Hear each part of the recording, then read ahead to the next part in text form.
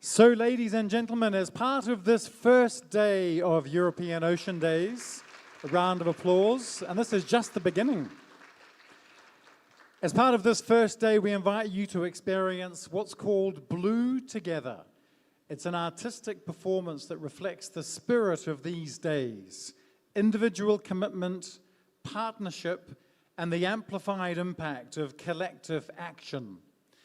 Through live music, movement, and acrobatic expression, Blue Together celebrates the idea that when we act together, our impact is greater, stronger, and long-lasting. So please welcome a warm round of applause for Blue Together, performed by Best Emotions, Demaesh from Porto in Portugal. A warm round of applause.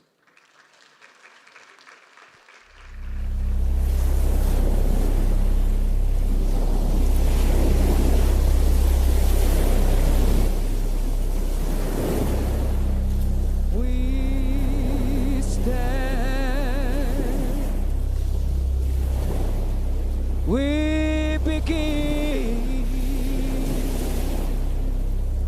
one ocean,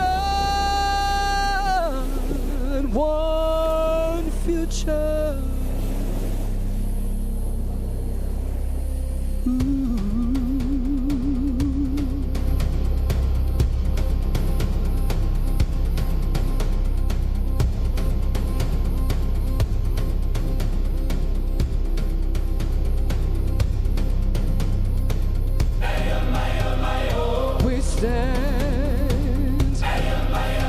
We move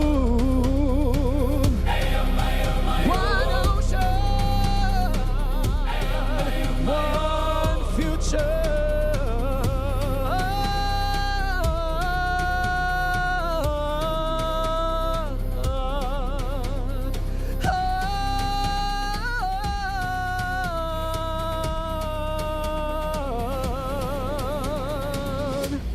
Sustain the ocean that sustains us.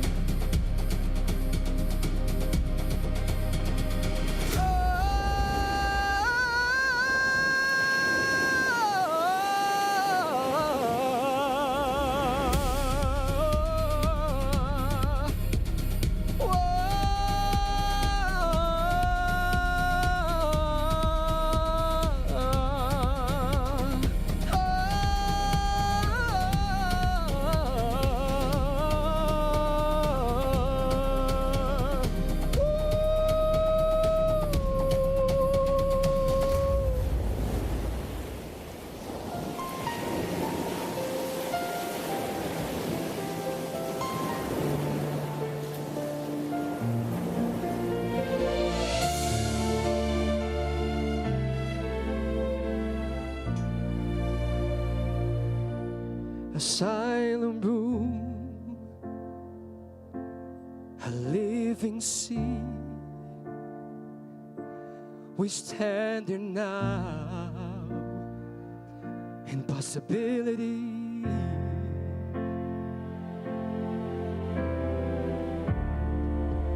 Not alone, no drifting free. Every voice in unity. Together we rise, European Ocean Days in our hands. Together we move, the future stars with what we do.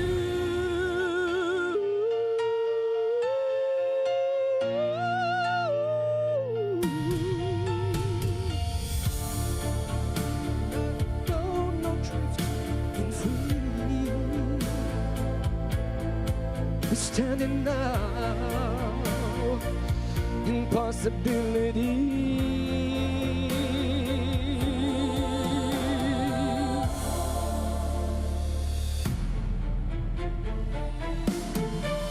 Look together, we rise. European ocean days in our hands.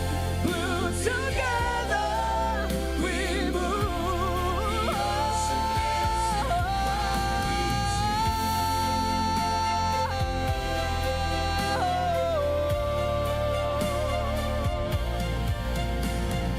Breathe in, breathe out, listen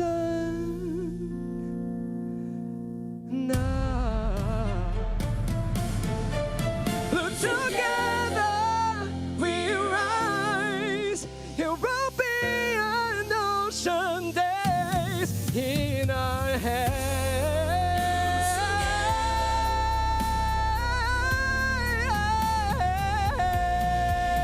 Look together.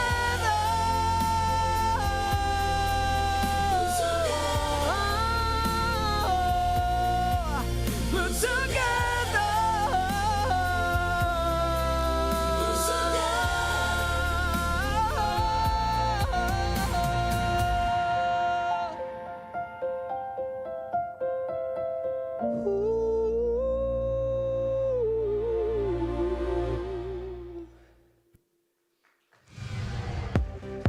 And now, it's your time to move. Feel the music, follow the dancers, and let's come together.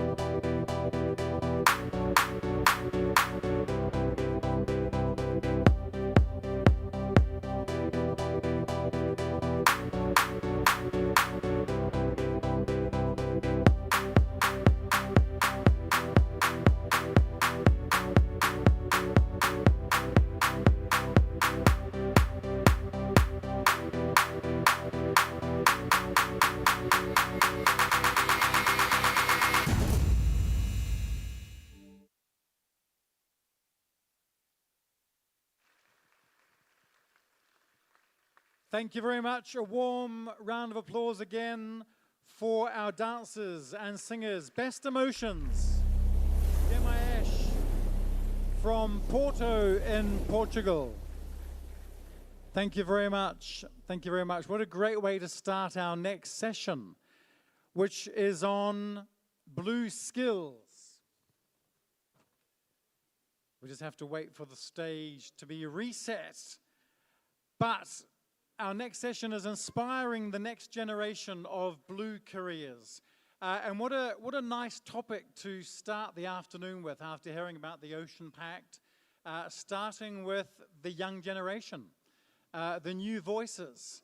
And what I'd like to point out is that we actually have some visiting students. This whole first row, in case you haven't already noticed, we have students, young students. I have to admit, all female, which is a good sign, isn't it, for the blue economy? A good sign for maritime affairs. These are students who actually are doing courses in maritime and blue affairs. And so we're going to be hearing from some of these students as part of our first panel. It's worth pointing out, I did ask their teacher, there are boys in the class as well, but today there's a competing conference of some sort. So the boys have gone to that. But maybe we can just give a big round of applause for the students who have joined us today to add their voices to this debate, to discussions about the European Ocean Pact and the blue economy. Just to let you know what we're in for, we have 3 sessions on this topic, inspiring the next generation of blue careers.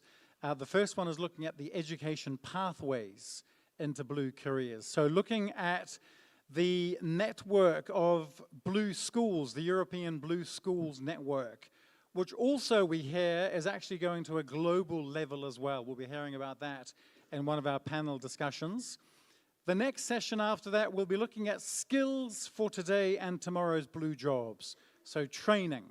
So what's at stake? Really taking stock of some of the options we have, and we have a whole host of different experts giving their opinions on that. And also, the third session today is really looking towards the future, towards a blue generational renewal strategy to make sure that key jobs, that we have people coming through the ranks, and that key roles right across the industry, right across the sector are being filled with people with experience, with the right training. So lots of different topics. We have our panelists already taking their seat, and I'm just waiting for an indication about whether we can start with our first session. Let me just have a look. Do we have with us Antoaneta Angeleva-Kresteva, who is the Director for Innovation, Digital Education and International Cooperation at the Directorate General for Education, Youth, Sport and Culture. Over to you for a keynote speech ahead of this session, which is titled Education Pathways into Blue Careers. A warm round of applause.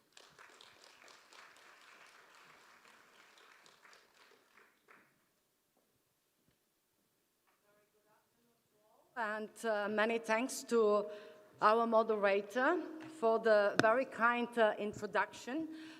Ladies and gentlemen, I'm indeed very excited to participate at today's event at the European Ocean Days, and actually I'm very grateful for having the opportunity to open this first afternoon panel discussion. Which is indeed focused on education pathways in blue careers. Let me start by very warmly welcoming all our students, the female students sitting in the first row. This is the next generation, and the next discussion and conversations will be very much focused on that. It will be important that we not only present what we are doing to support this next generation, but indeed to hear from you where you think you need further support, what are the challenges, and how we can address them all together. I would like very much to thank our colleagues in DG Mare, the Directorate General for Maritime Affairs and Fisheries, for bringing us together, because we have a shared ambition, and our ambition is to build a prosperous, competitive, secure and sustainable ocean for Europe. And as I'm coming from DG ERC, of course, I would like very much to emphasize the point which is particularly strong and important for us, namely that we truly want a sustainable ocean future, and for that, education is not a side topic, it is fundamental. Europe is a maritime continent, as we all know. And from the Atlantic to the Baltic, from the Mediterranean to the Black Sea, our oceans and seas shape our climate, our economy, our culture, and our identity. And they provide food, they provide livelihoods, energy, and transport, biodiversity, and ecosystem services. They provide also scientific discovery and innovation. And yet our oceans, our seas, are under immense pressure. Climate change, biodiversity loss, pollution, overexploitation, and geopolitical instability. We cannot regulate or engineer our way out of all this alone. We must educate our way forward. So allow me to make 3 points in that regard. And the first point is that we have a solid policy framework, which is set by the European Ocean Pact. It is indeed a robust policy set which makes one thing very clear, that a healthy ocean is not only an environmental necessity, it's a strategic asset for Europe's prosperity, competitiveness, and resilience. So delivering on its ambitions requires innovation, investment, and governance. But above all, it requires people. People with the right skills, with vision and commitment. And education and skills are therefore not peripheral to the blue economy, they are fundamental for it. So when we speak about the blue economy, we often focus on technologies. It's about hydrogen fuels, offshore renewables, smart ports, advanced aquaculture, and they're all very important. But the most powerful technology Europe has is its people. So education does 3 essential things. It builds knowledge, and this knowledge is scientific, technical, and interdisciplinary. It builds skills, digital, green, entrepreneurial, and it builds values, the value of respect, of cooperation, and responsibility. But the data show that across the European Union, we do need to further strengthen our basic skills, as well as to upskill and reskill for the digital and green transition. They're so relevant for oceans, and we need to improve our STEM skills for efficient developing of green technologies. So this is why the Commission launched the Union of Skills last year. It's celebrating 1 year these days. This strategy is born from the clear recognition that we need a radical step change to both our level of ambition and action on education and skills. So the Union of Skills seeks to break down the silos that too often separate work on education, social policy, and digital transformation. So under the Union of Skills, we also have the STEM strategic education, the STEM education strategic plan that paves the way forward in increasing the supply of STEM talent across Europe. And it is the European education area that plays a key role in the regard, providing a strong foundation for reform through cooperation and recognizing that education institutions are essential in addressing the issue of environmental sustainability, also introducing the blue sustainability. With support from the European Commission, the Member States cooperate and exchange experience on issues such as curricular reform, whole school approaches, leadership development, teacher education, and partnerships with communities and civil society organizations. So the Commission has also developed the European Sustainability Competencies Framework to support the development of knowledge, skills, and attitudes for sustainability. Stakeholders also work together within the Education for Climate Coalition, which raise awareness, bridge education with science, train teachers, develop relevant skills and competencies. And undoubtedly, embedding green skills, sustainability, and blue education in education systems helps prepare learners for a wide range of careers and strengthens their competitiveness in the labor market. So in the panel, I know we have the representative of the network of European Blue Schools, who will certainly tell you more about that and will give some additional perspectives on how to successfully embed sustainability and blue education elements into curriculum. So my second point, how shall we turn the policy ambition, the policy framework into concrete action, and how the EU programs and tools that are at our disposal can support these efforts. On our side, we have programs such as the famous Erasmus Plus program, we have the European Solidarity Corps, we have the Horizon Europe program. And in the ocean context, the Erasmus Plus program has enabled joint master degrees in marine sciences and maritime engineering or vocational training in shipbuilding, aquaculture, and port logistics.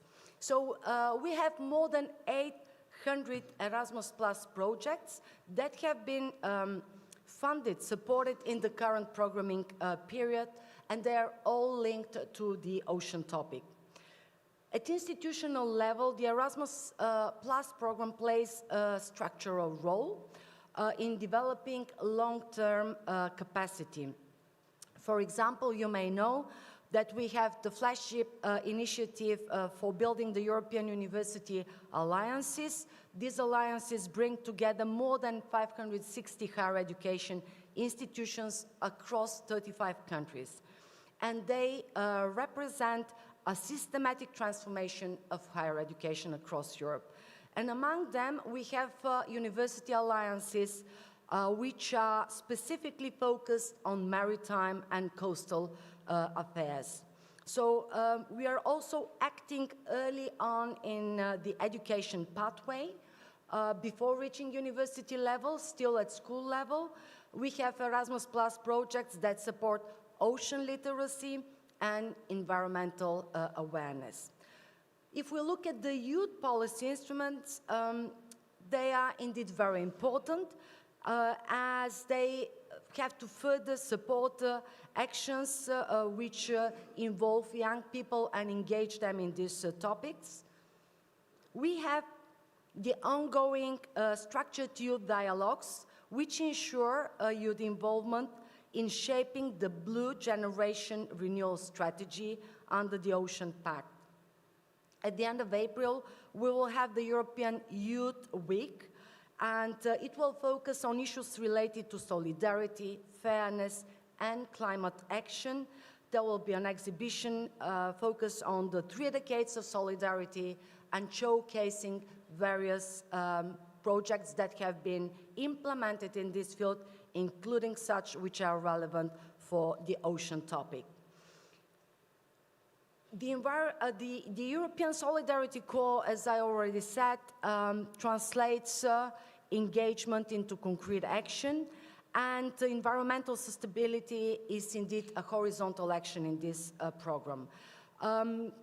We see strengthened synergies with Horizon Europe in 23 and 24, and we have mobilized more than 30 million to support volunteering activities which are linked to the EU missions under Horizon Europe, and in particular those focused on ocean and waters. We also see synergies between the Marie Skłodowska-Curie Actions. This is another program supporting researchers, training and career development, also contributing to the EU mission on waters and on oceans and waters. So the main message here is that education, research, youth engagement, culture, and community initiatives all point in one direction, namely to strengthening ocean literacy, to building relevant skills, and creating attractive, visible pathways into blue careers. So if Europe wants to deliver on its ambition of healthy ocean, we must ensure that young people see the blue economy as a space of opportunity for meaningful work, innovation, and long-term impact, as demonstrated by our young students joining us today. And very briefly on my last point, it's about some new developments. Some of you may know that last year, the European Institute of Innovation and Technology designated a new kick on water. For those who might be less familiar what a kick means, this is a knowledge and innovation community. This kick will actually connect education, research, and business, startups, investors, public authorities, and it is important that it will offer the possibility of having an integrated innovation ecosystem when it comes to water, marine, and maritime. A few things about this new kick on water. It will offer a systemic source-to-sea approach that connects freshwater, coastal systems, and ocean sustainability across Europe. It will move beyond fragmentation by replacing isolated policies and pilot projects with a coordinated European platform for water resilience. What is important is that Kick Water is also about building talent pipelines. It will not be only about transferring technology, which already is an important point, but this kick will embed entrepreneurship in marine and water curricula. It will support interdisciplinary programs. It will connect students with blue economy startups and businesses. It will accelerate deep tech innovation in areas like desalination, marine robotics, water reuse, digital monitoring, and climate resilience. So the ocean transition requires interdisciplinary connectors, and this is what this new kick will also offer. Last but not least, this new kick will promote ocean literacy and various activities. I will not go in further details of what could be expected because the expectations from this new kick are indeed high, as you will also hear during the panel discussion from a representative of the EIT kick who will further elaborate. Allow me to conclude by once again stressing that aligning ocean policy, climate policy, innovation funding, and education programs is indeed essential. We need to invest in human capital alongside infrastructure, and we need to ensure inclusiveness across regions, across institutions, and across innovation ecosystems to make sure that there is no territory left behind. So we are building a generation that acts for the ocean, just as the Erasmus Plus program fostered European identity. For example, the Kick Water can empower students, researchers, entrepreneurs, and citizens to deliver real ocean solutions, because the future of our ocean begins in our classrooms. So thank you very much, and I wish you very fruitful discussions in the afternoon and in the upcoming sessions. Thank you. Thank you very much. Antoinetta, thank you very much. Thank you very much. Lots of nice insights, setting the scene, if you like, ahead of our discussion. Yes, the future in the hands of our young people. It starts in schools, and then we look at training, and then what do we do in the future? And what I'd like to do is to get straight into our discussion following on from those insights, those remarks. I'd like to call to the stage our panelists for this discussion, starting with Francesca Santoro, Senior Program Officer at the Intergovernmental Oceanographic Commission of UNESCO. Welcome to the stage. Also, Evie Kopians, Coordinator of the Network of European Blue Schools as well. Feel free to take any seat here. Good to have you. We also have a teacher, the teacher of the students we have in the front row, Tim Deprez, at the Blue School, St. Paulus, Avelem. I think I pronounced that correctly in Belgium.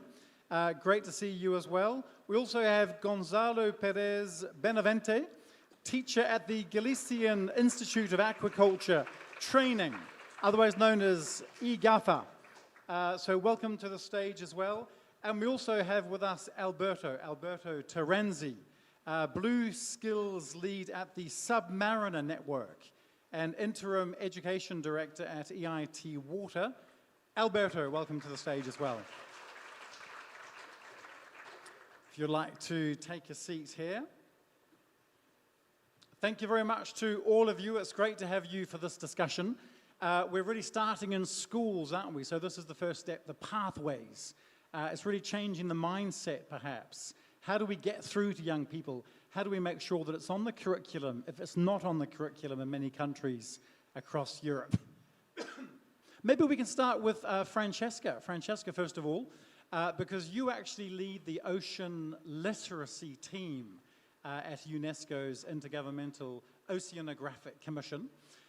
Maybe you can tell us about some of your initiatives, the joint initiatives, what you've been implementing in the European Union. I know we've already talked about summer schools, for example. Is that enough, though, a summer school?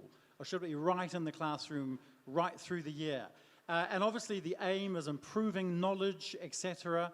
But we're also talking about careers. So it's not just something in the classroom, but we want there to be a vision moving forward. Just tell us about some of your initiatives, Francesca. Thank you. Thank you very much. It's such a great pleasure to be here, and thanks for the invitation. Of course, it's a key question, and how we can move beyond like a single initiative and build something that is long-lasting, because we, as we heard also from the previous speaker, we need a systemic change if we really want to reach the objectives of the European Union and beyond.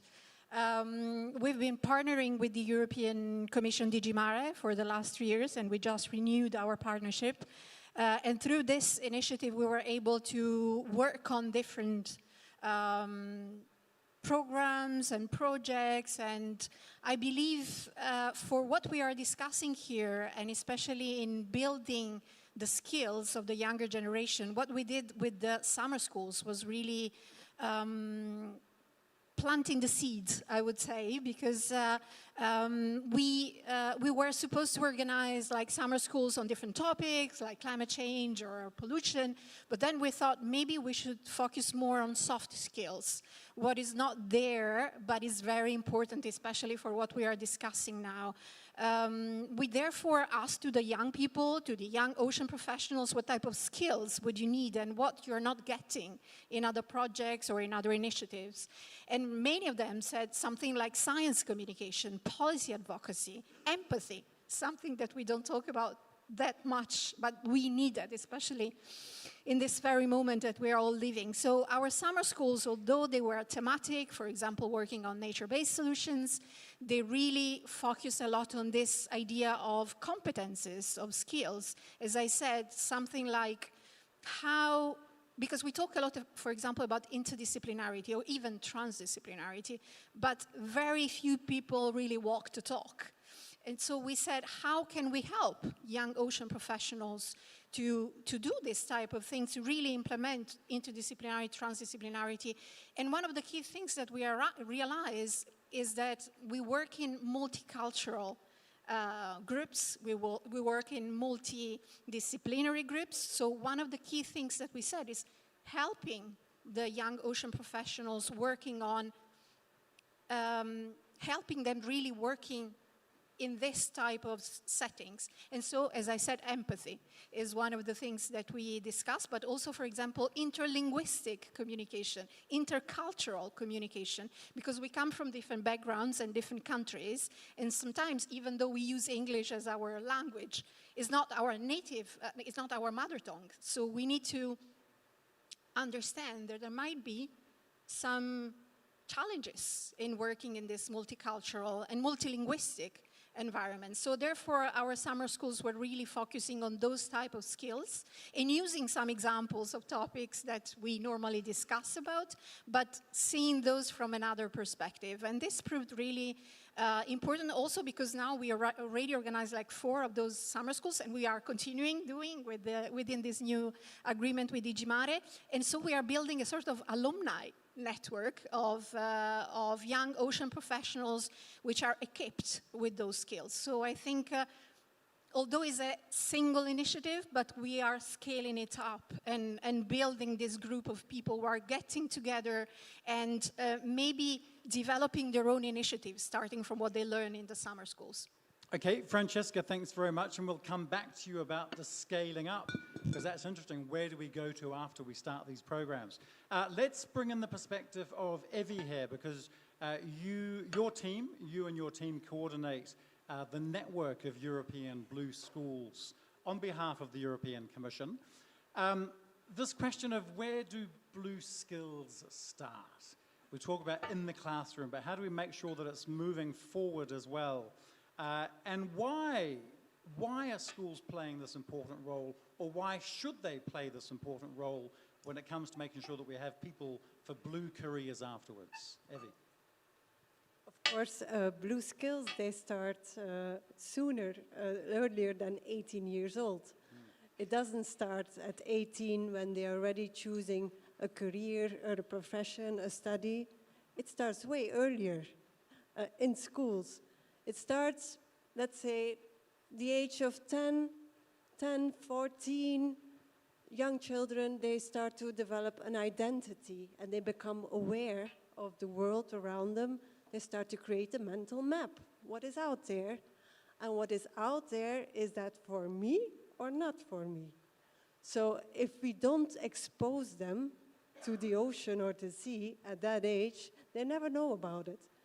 You will see there's a lot of people that choose a marine career because they come from a coastal community, they've seen it, it's in the family, but the majority of the people don't have that. So we need to expose them in school to the ocean. And this will open a pathway already at a young age, and we have to keep that pathway open in different ages. At the age of 18, when they start to choose a study, it still has to be open, that pathway. So that's why we say it starts earlier. Research, there's a lot of research that's been done for STEM education, and there you can see clearly if you're exposed to STEM early on, there's a 3 to 4 times more chance that you will pick a study or a career in a STEM profession. So it's clearly, we know that. So we can assume that in blue careers it is pretty similar, that you have to start at an early age. So with blue schools, we do that. Yeah, so I was going to ask, is the network of blue schools actually starting early? What are you doing to make sure that it's starting early, that it's not just older students? It starts at kindergarten. So we want to give them positive experiences with the ocean. We are not training skills. We are not training skills until 18, maybe scientific skills, but this is not the point of blue schools. The point is to make it relevant for their life, the ocean relevant for their life, to see what problems are there, to create some interest to maybe solve problems or some entrepreneurship. We want plant the seeds, as Francesca said, and then we want to keep on watering it so it actually grows. We don't want to die, that the seeds die. So that's what we want to do with blue schools. Give them positive experiences and let them get to know companies or what is happening in their area, the harbor. We open that awareness. Okay, Evie, thanks very much. Let's bring in Tim, because he's a teacher at his school, one of the EU-accredited blue schools, Tim, using education, ocean education, as part of everyday teaching. We see some of your students here. But as I understand it, it's voluntary. It's voluntary for you. It's not actually part of the curriculum, if we understand right. But you know, why was this so important? If it is voluntary, what do you see as the importance of this for your students? voluntary and not voluntary, I must say.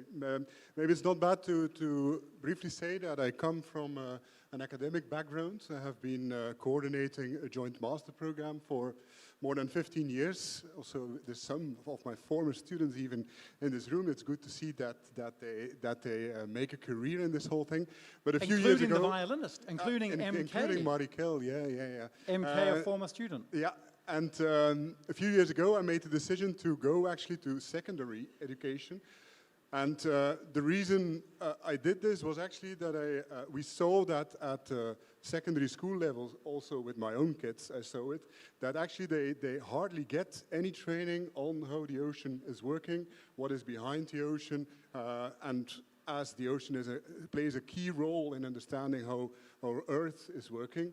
Yeah, I thought it is maybe interesting to set up an initiative where we try to learn these students, these youngsters, about also the ocean. No, it's voluntary and not voluntary. It may be interesting to say that many schools, secondary schools, for example, in Belgium, have the freedom to a few hours to kind of allocate a specific topic to them. And when I arrived in that school, we discussed with the educational team that we would establish a course, purely ocean science, for all the science students in that school. And so in our school, it's not voluntary. All science students have to take, actually, before they go to the university, a 1 hour course per week where we apply chemistry, physics, biology, but also a bit of history to the ocean in a way that in this way they can understand the jargon a little bit, about MPAs. We heard this morning a lot about MPAs. So these guys know now what marine protected areas are, for example, while a lot of students that come out of schools don't have a clue about this. And this potentially could help them also if they have to go for jobs later on, that they understand the jargon, and in this way maybe they will more easily actually go into these fields as well. Yeah. Okay, Tim, well, let's have a quiz now with the students on MPAs. How much do they remember? How much have they learned? No, don't panic, it's not a quiz. But I would actually like, as part of this panel, Tim, if you allow us, to have a word with one or two of the students. Do we have a microphone that we can bring? Yes, we have a microphone there. A couple of students, what does this mean for you, the importance of following ocean education, what it means for you, what you've learned? Maybe we can share the microphone here with a couple of the students. Let's put up our hands if we're willing to speak. Yes, perfect. We're not shy, not like our audience this morning. Well done. Oh, and we just have to switch it on. Just move the button upwards.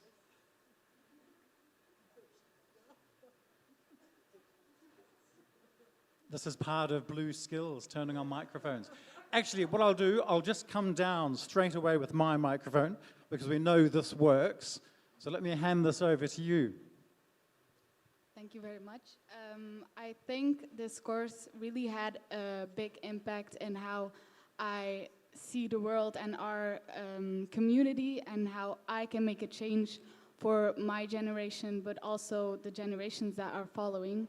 I've learned that the ocean is one big ecosystem, and other systems on our planet relies on that big ecosystem. So when the ocean crashes down, those systems will crash down with it. So that is why it's very important to take action right now and to protect our precious ocean. And I also think it's important to have those lessons so students of my age, my generation, are informed about that subject and how maybe it can help for choosing their profession, their study, and that's why I think it's very important. A future marine biologist here we have. Great, well done. A couple of brief words from a couple of other students? I also think that, in the lessons we talked about how we as humans affect the ocean and the ecosystems and the biodiversity of it. And we affect so much about the parts we already know about, and there's also so much to discover.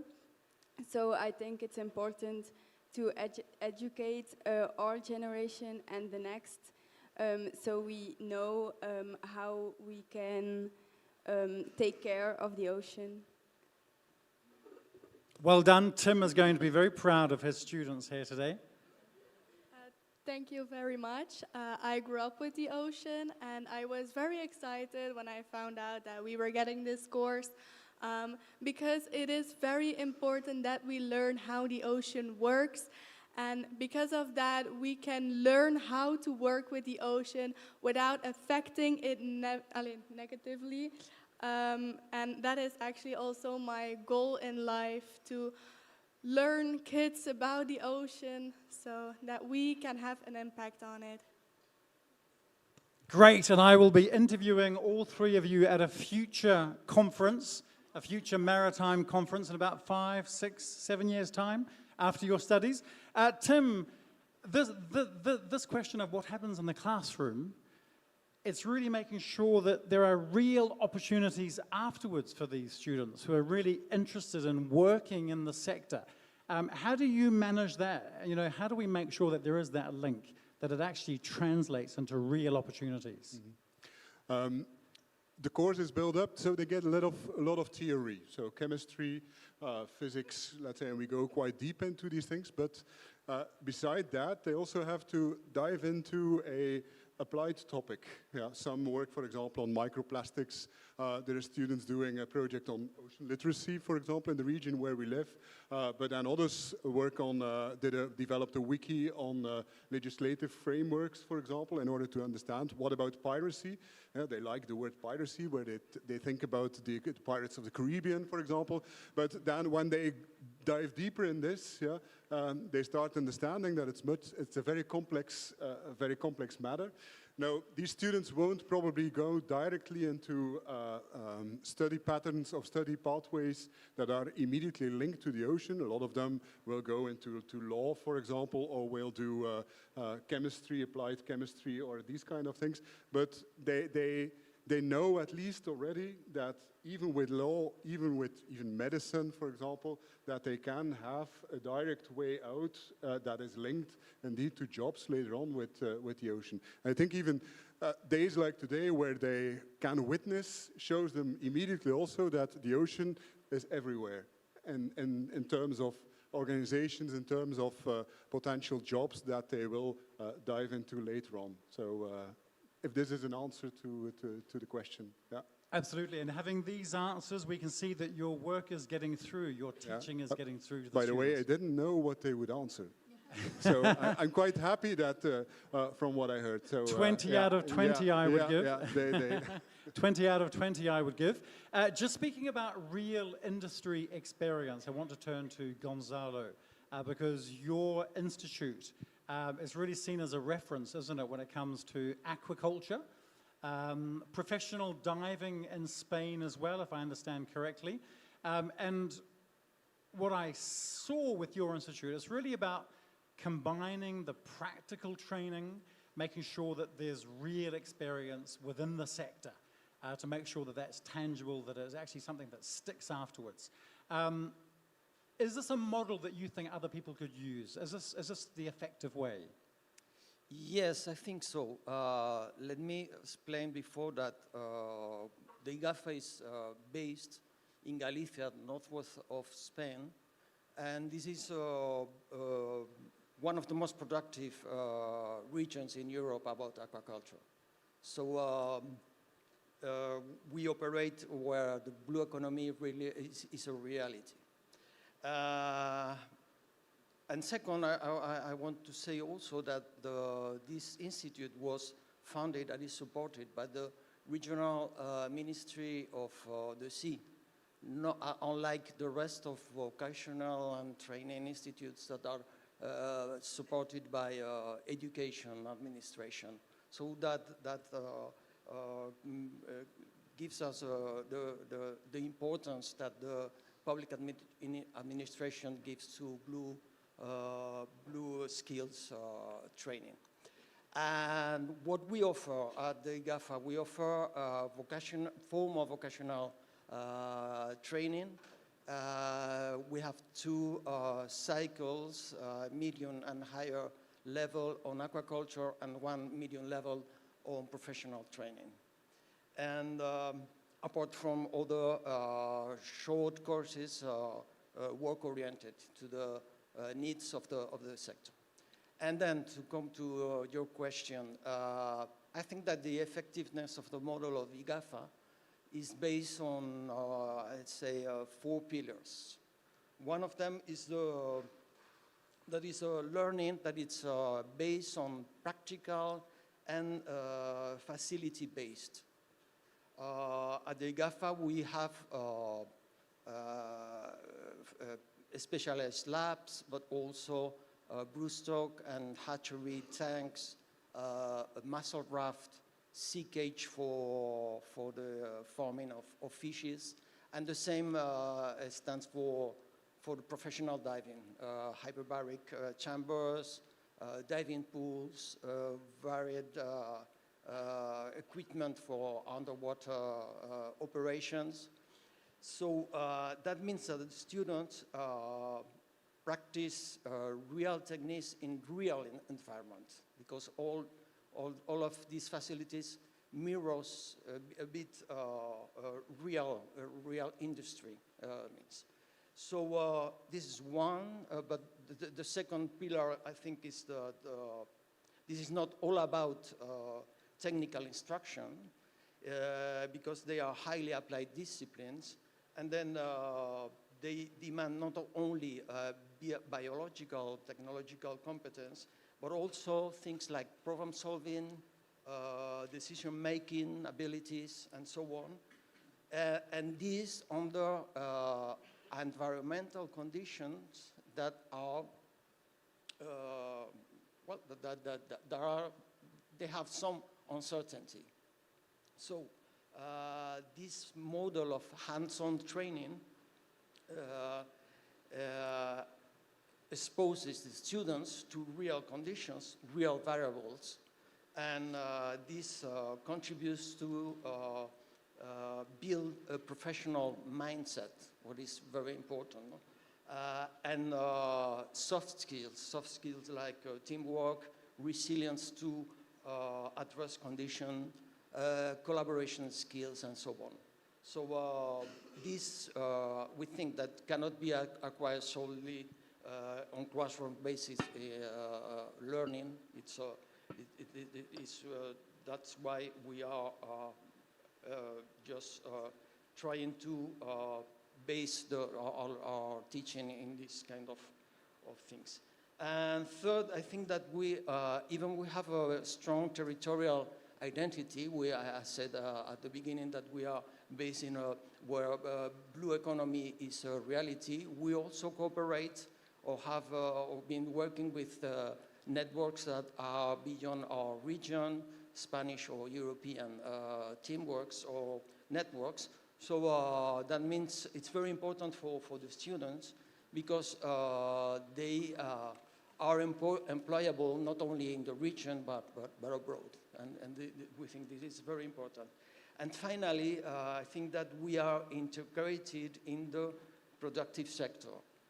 Students must do a practical training at the industry, at the real industry, that it takes, I think, almost 30% of the time. And our students are offered more than 100 different possibilities to choose to do the practical training in the region, of course, but in Spain and also across Europe. So in this way, this work-based learning phase contributes to reducing the gap between what students learn and what the industry requires from them. Okay, and I think that this is what we are basing the effectiveness of. And you're finding success with this. There is people are actually landing jobs afterwards? Yes, I think we are renowned in the industry sector. They refer to our graduates as the IGAFAs. They have a proper name of IGAFAs, and they are all across the region, Spain and Europe. And yes, I think they are valued by the sector. Okay, let's look at another example, another concrete example. Alberto, the Submariner Network. You're leading the MFAF, if I can say that, the MAFAF funded Blue Biotechpreneurs project. Very well pronounced. Yes, very well pronounced. And this is supporting students in developing, of course, their entrepreneurial skills and the blue bioeconomy. Just walk us through this project. Has it been a success story? The past 2.5 years, apparently, you've been working on this. What have you learned about young people getting involved in this entrepreneurial side? Yeah, thanks so much. And this project is definitely very close to my heart.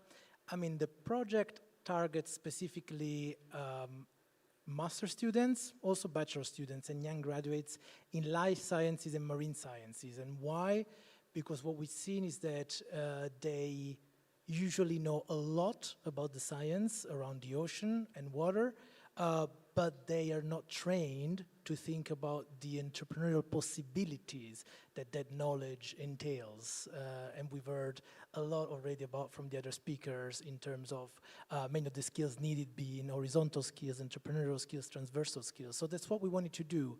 So what we did was to developed the project around 3 key activities. One was a series of webinars where we put basically students in touch with blue bio entrepreneurs, so people that really made it and then made it happen, for them to have somebody to ask, how did you do it? What was your success story? The second thing that we did was to organize hackathons that were organized in collaboration with our partner universities, but also involved companies. And the students worked on practical, real challenges that the companies have and helped the companies solve these challenges. And the third element, which I'm really proud of, is a massive open online course, MOOC for friends, around entrepreneurship in the blue bioeconomy, which really looks at different sectors. So there is also one module about integrated ocean planning. So if you're looking for the MPA definition, just go look there. You will find it, as well as other important topics like coastal and inland aquaculture, the blue biotechnology sector specifically, and what the entrepreneurial and career opportunities in these sectors are. And the point there is that these courses are all built with a side which is about, okay, the science, what is available in terms of resources, bioresources, but another part is basically about how do I build the entrepreneurial skills, what are the market sectors, the career opportunities in these fields. And I'm a bit proud because the MOOC has reached 3,000 learners, so a sign that it was needed. And I think in terms of what I've learned personally, first of all, I think that there is no lack of interest in the blue bioeconomy. There is a lack of awareness. As soon as we talk with the students and engage them, and also the universities, there was actually a lot of willingness and enthusiasm for the activities. People were ready to go. And also another thing is that students can actually do a lot. So the companies during the hackathons, when students work with them, were very positively surprised about what students could come up with in just a matter of a couple of days. And as a matter of fact, one of the students that participated was hired by one of the companies, so there's a placement opportunity there. And the last thing is also the growth that we have done together as a consortium, and especially also with our university partners, because universities are fundamental. They're fundamental for bridging the gap between academia and the private sector, for creating entrepreneurship, promoting entrepreneurship and careers. And when they got engaged and involved, not only were they happy, but they got so excited that one of the universities in our consortium is now developing a paper on the hackathon methodology and how valuable that is. So it's a mindset that grows beyond the activities and creates exactly that framework, that fertile environment for entrepreneurship to grow. And often it's about the mindset, isn't it? Empathy was a word that you used as well, Francesca, and also scaling up. We've heard about the European network of blue schools. You're actually, if I'm not mistaken, launching a global network of blue skills. So talk about scaling up. Tell us about that, Francesca. Yeah, it is actually already launched. We launched it last July. And it already has 8,000 schools and around 500,000 students involved. So the numbers are quite inspiring and encouraging, I would say. Many more countries are contacting us every day. Just in the last few days, we had Fiji, Australia, China. So we have a lot of countries with a great interest in being part of this global Blue Schools network. And of course, the European one is part of this structure. We decided to work on a decentralized governance structure. So we have regional coordinators like the European ones, but we also have like South America, North America, and Asia. And also we are working on encouraging countries to have national coordinators, because I think it's important that for the schools there is a person to contact and a person that helps us bring in this connection within the countries. And one of the things that we really want to work on over the next months and years is to create some peer support, because I think it's important, especially for the schools, to have some ideas on what are the projects that they can implement. Sometimes, and maybe Evie can comment on that, this is one of the biggest challenges for the school to become a blue school. What type of projects can I do? And so building this peer-to-peer support, I think, is going to help the schools and the teachers to feel more confident, because that's one of the other challenges that we hear the more and more from teachers, that they don't feel confident about teaching about the ocean. So I think this structure is going to empower them, because, as I said, it's a decentralized model. But at the same time, UNESCO is going to offer this umbrella where all the countries can come together and all the countries can exchange ideas and support each other. So I think that's, for me and for us at UNESCO, this is the most important thing that we would like to do, offering opportunities for schools, teachers, and national coordinators to get together. And the next big thing that we want to do is the first meeting of the Global Blue Schools Network that we hope to have in Rio de Janeiro in Brazil in 2027, because there is going to be the UN Ocean Decade Conference there, hosted by Brazil. And so we hope to use this occasion to really gather as many as possible teachers, students even, to be able to even scale this up even more. Okay, Francesca, thanks very much. Speaking of challenges, Evie, let's put that question to you, because, you know, this is also for the policymakers, a message on policy. Do you have enough? What do you need in the future to make sure that all of this is linked up, that there are opportunities and that the initiatives are linked up with the schools, etc.? Yeah. We are struggling. We are struggling a lot because teachers work voluntarily. They have to invent the project from scratch, and they have to connect it to what they have to teach in schools. They have to connect it to the curricula, because the ocean topics are missing in the curricula. So I see now a big opportunity. There's a momentum with this Ocean Pact now, where we are aligning policies, and I think education should be in there as well. And I think now is the time to look at what we can do in the long term to change the curricula, because we can keep on working from bottom up and leave it all to the teachers to do all the work. but we are not gonna be able to scale up and make it mainstream if we're gonna keep on doing it like that. So we have developed a framework to strengthen Blue education in a country. So we can focus on the curricula, teacher training, resources, human resources, infrastructure. These are the things we have to start building up in every country. Curriculum is a very important element of that. So I think now is the time to make a next step and embed it in the curricula, embed it in the different structures in the education systems. Yeah. Okay, Tim, did I see you nodding in agreement as Evie was speaking? I liked very much what both of you said about exchanging practices between schools, yeah, because indeed you have to develop it from scratch. There is no handbooks existing, and what I learned from being now active in a secondary school for about 4 years is that teachers often rely on, okay, what is published in a nice handbook. If they don't exist, you cannot expect from these teachers that they include this also in their practice. So, and you cannot expect that every teacher is also an ocean expert.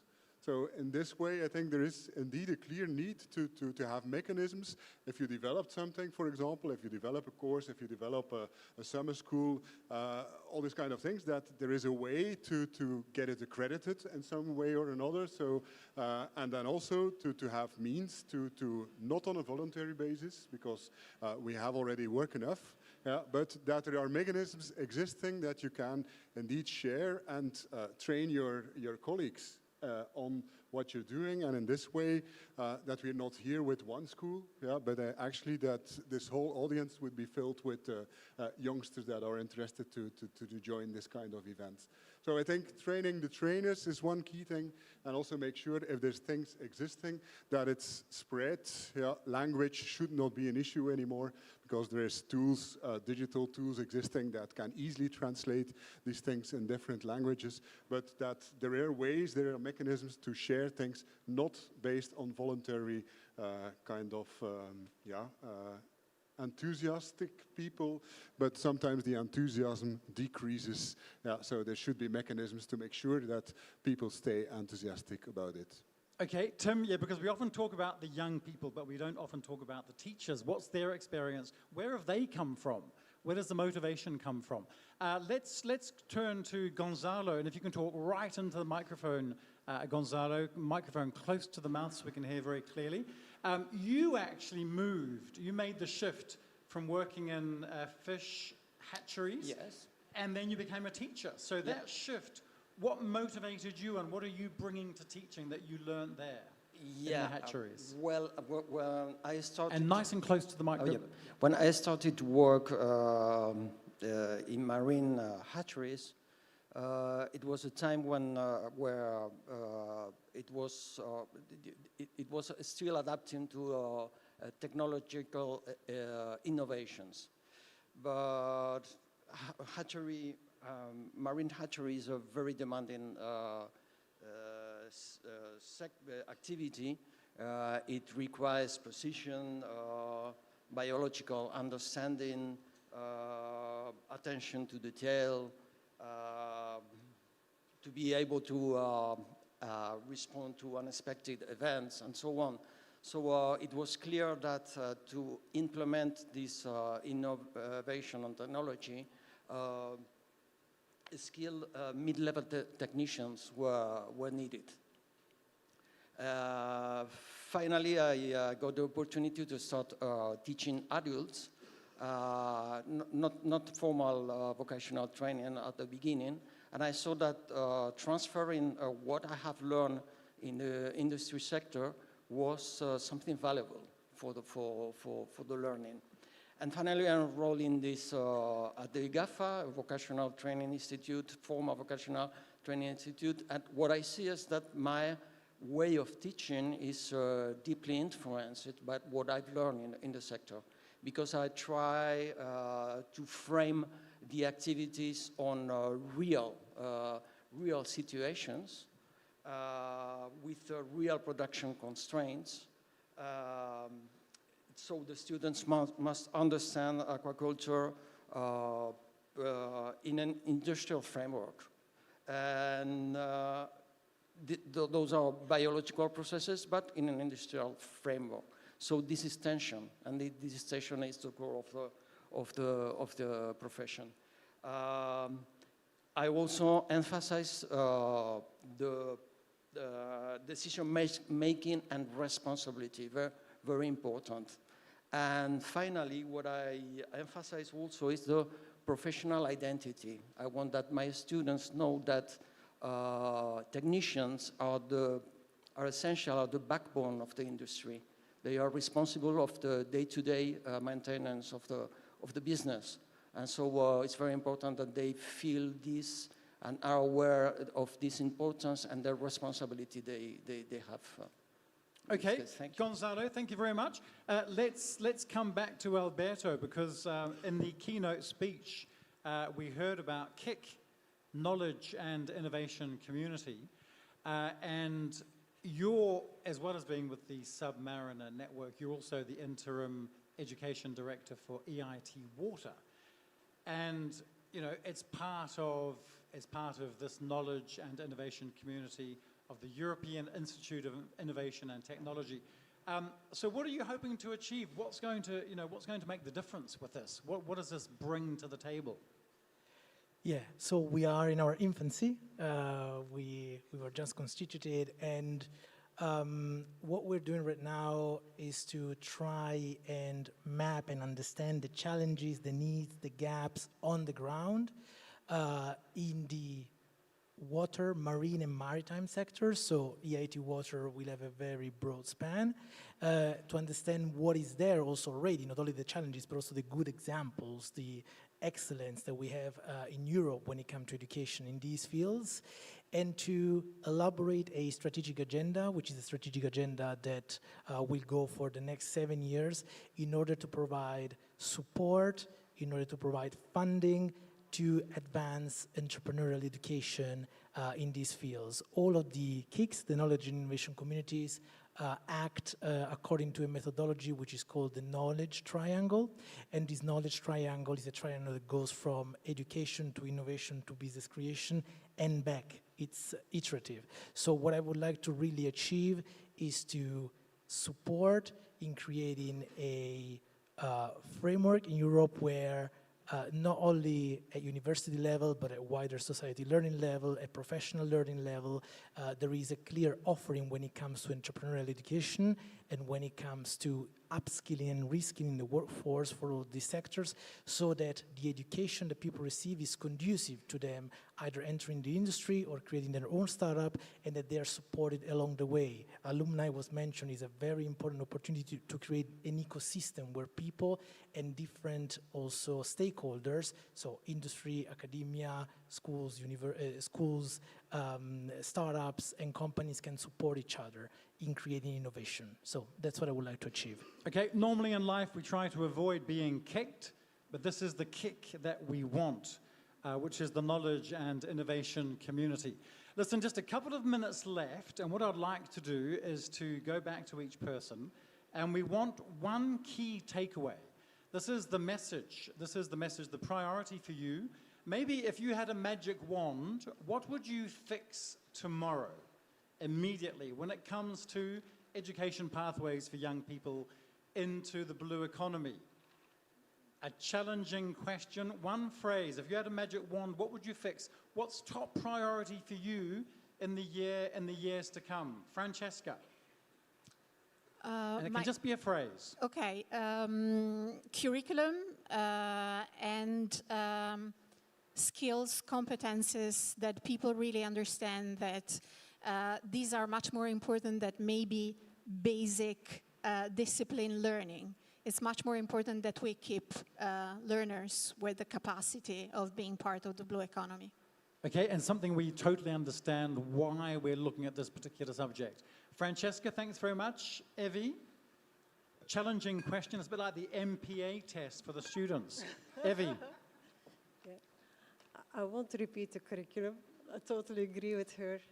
I think it would be great if the blue schools became so popular that we don't need to invest in them anymore, that it is already embedded in the whole education system. That's a great magic wand request. I don't know how many years will that take, do you think? That it's included.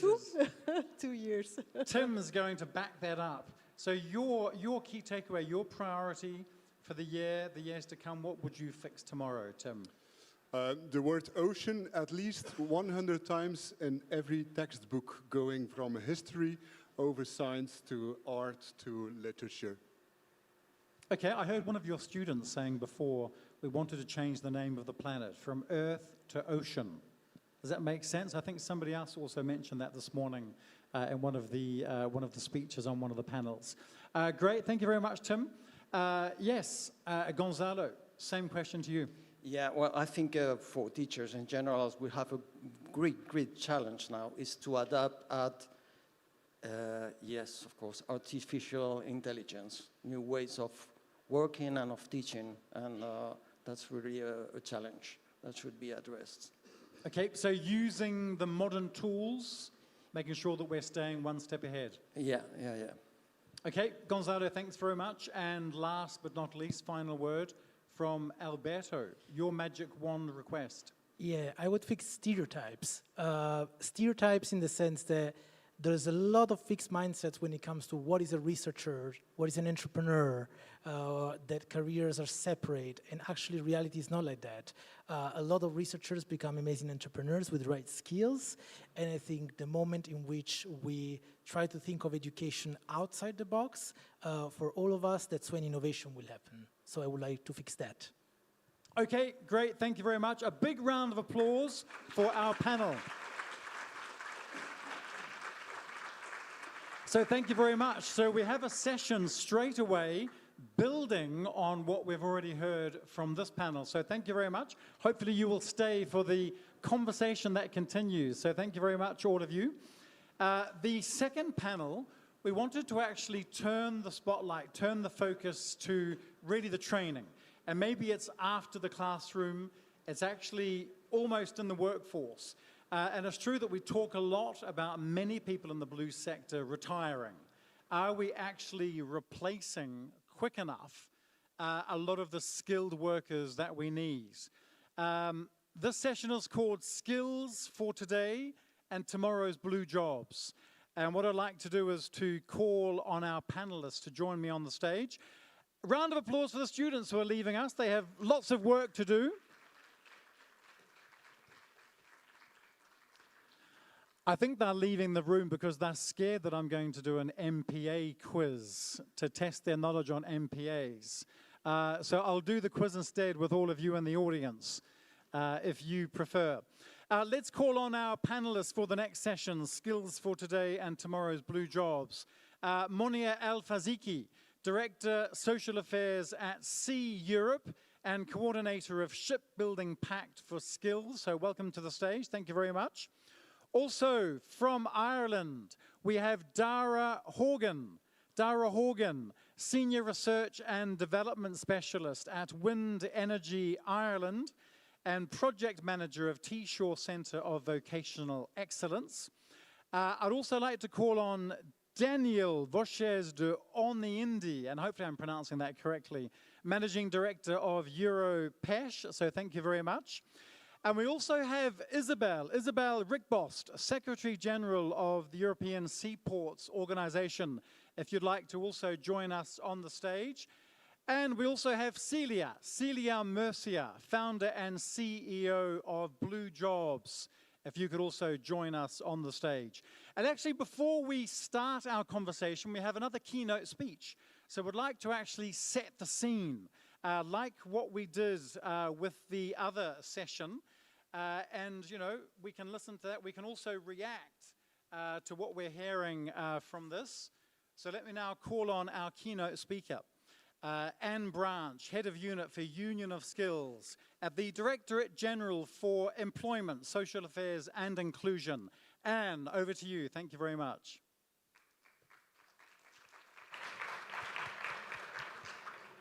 So, it's working. So, Good afternoon, everyone, and thank you very much for inviting me to talk about the next generation of blue careers and skills during this year's edition of the European Ocean Days. Now, I'm very happy to be here, as the blue economy is such an important sector, employing close to 5 million people in a diverse range of jobs, including fishing, aquaculture, marine biotechnology, shipping, coastal tourism, and offshore energy, and I'm sure many more. Like all sectors, blue jobs are increasingly influenced by technological advances and environmental considerations.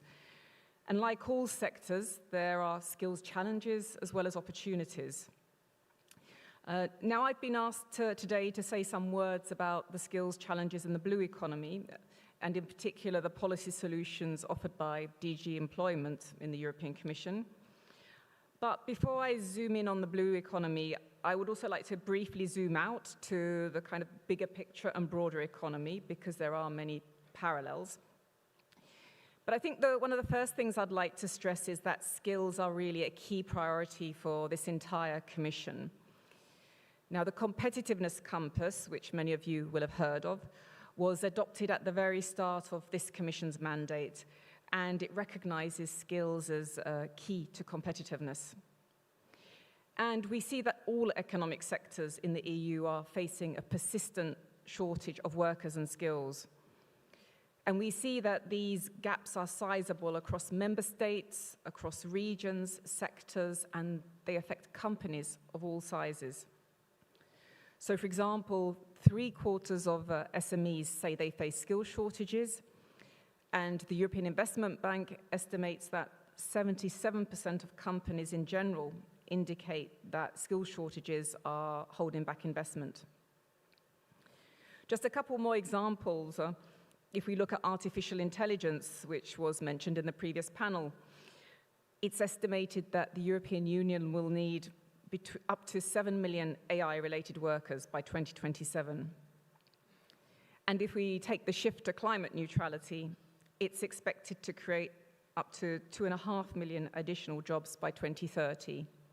So challenges, but also opportunities.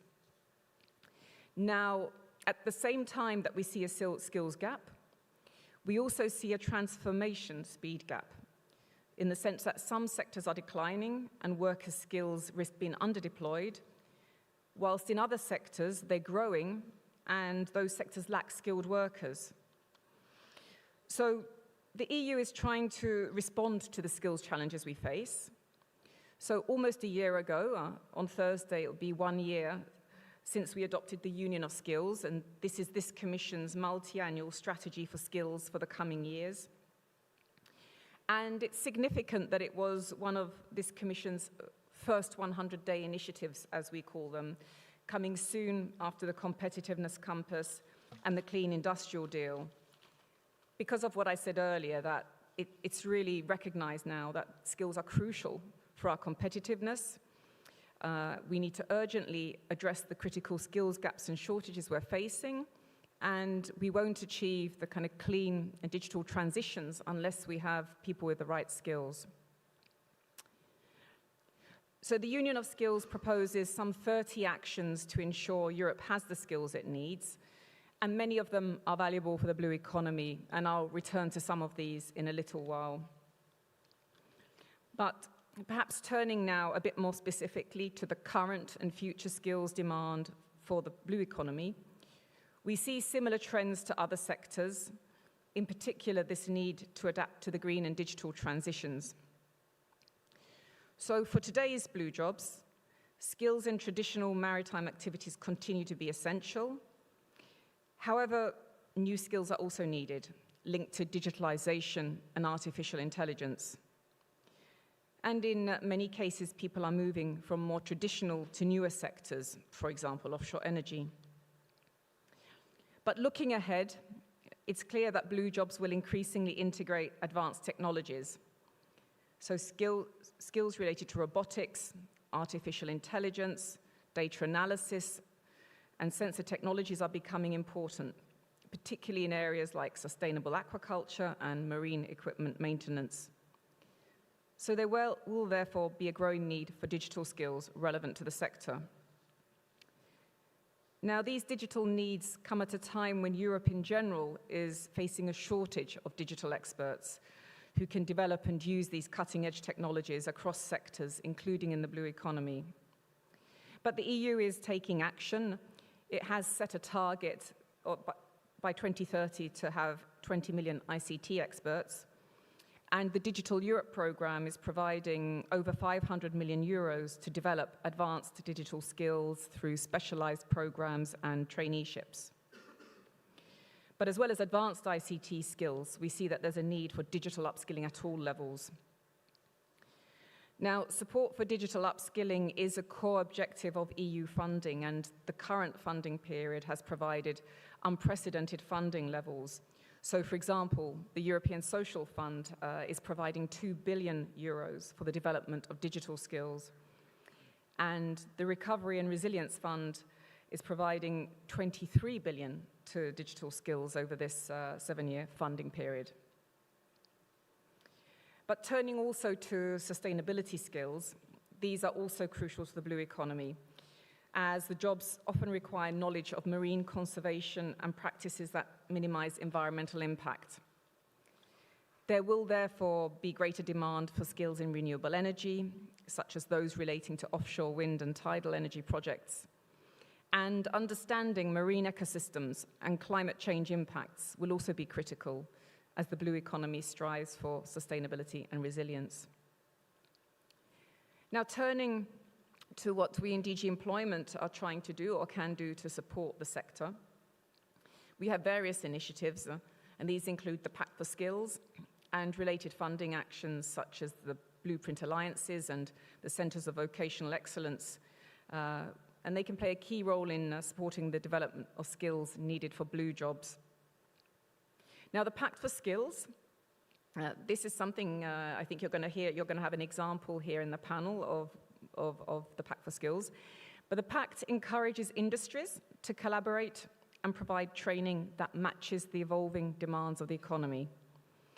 And it fosters partnerships between governments, businesses, and training institutions. So it's trying to leverage public-private partnerships with the aim to ensure that the workforce is equipped with relevant skills that can be adapted as the sector evolves. And there are two large-scale Pact partnerships that are working on skills for the blue economy. So one on shipbuilding and maritime technology, and I think Monia here is from the Shipbuilding Pact for Skills, and also one for offshore renewable energy. Both have been directly supported by EU funding through the Erasmus Plus Blueprint Alliances. And what these alliances do is that they gather skills intelligence, they set up a sector skills strategy, they identify changing and emerging job roles and related training programs, and design a long-term action plan for the sector. Now, another example of EU skills support measures is our support to what are called Centres of Vocational Excellence. You'll sometimes hear the acronym COVES, but I'll try to avoid speaking in acronyms. These projects play a key role in integrating vocational education and training with industry needs, fostering innovation and best practices. And what they try to do is to connect educational providers with maritime industries to help create a dynamic and responsive training environment, supporting current employment needs, but also trying to anticipate future trends and needs. And I think it's important to note that actually what we see across the economy is that 6 in 7 current shortage occupations require vocational education and training skills. And so these centres are part of our response to tackle this issue. And I can give you a couple of examples to illustrate their work. So one, for example, is in the field of aquaculture. It's called the Bridges Project. And it's a good example of how these centres can lead to transformative changes in the blue sector. So the project has developed a transnational aquaculture platform with 4 North European countries producing finfish. And the project seeks to provide flexible responses to the training, innovation, and entrepreneurship needs of industry. Another interesting example, which addresses port city regions, is portability.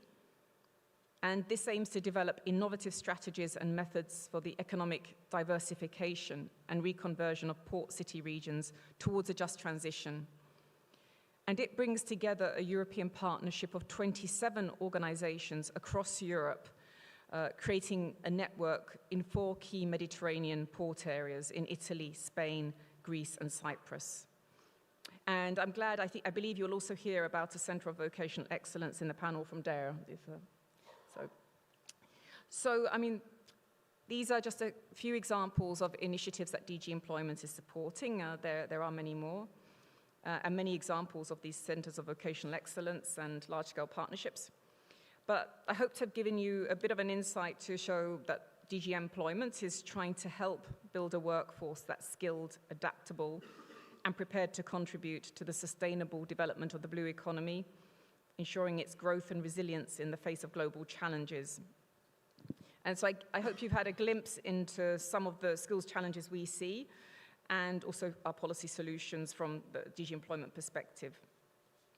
And I'd just like to finish by really welcoming the focus of your event today, because skills are a shared responsibility for both the public and private sector, and among a range of actors, so public authorities, business, also public sector employers, education and training providers, and individuals themselves.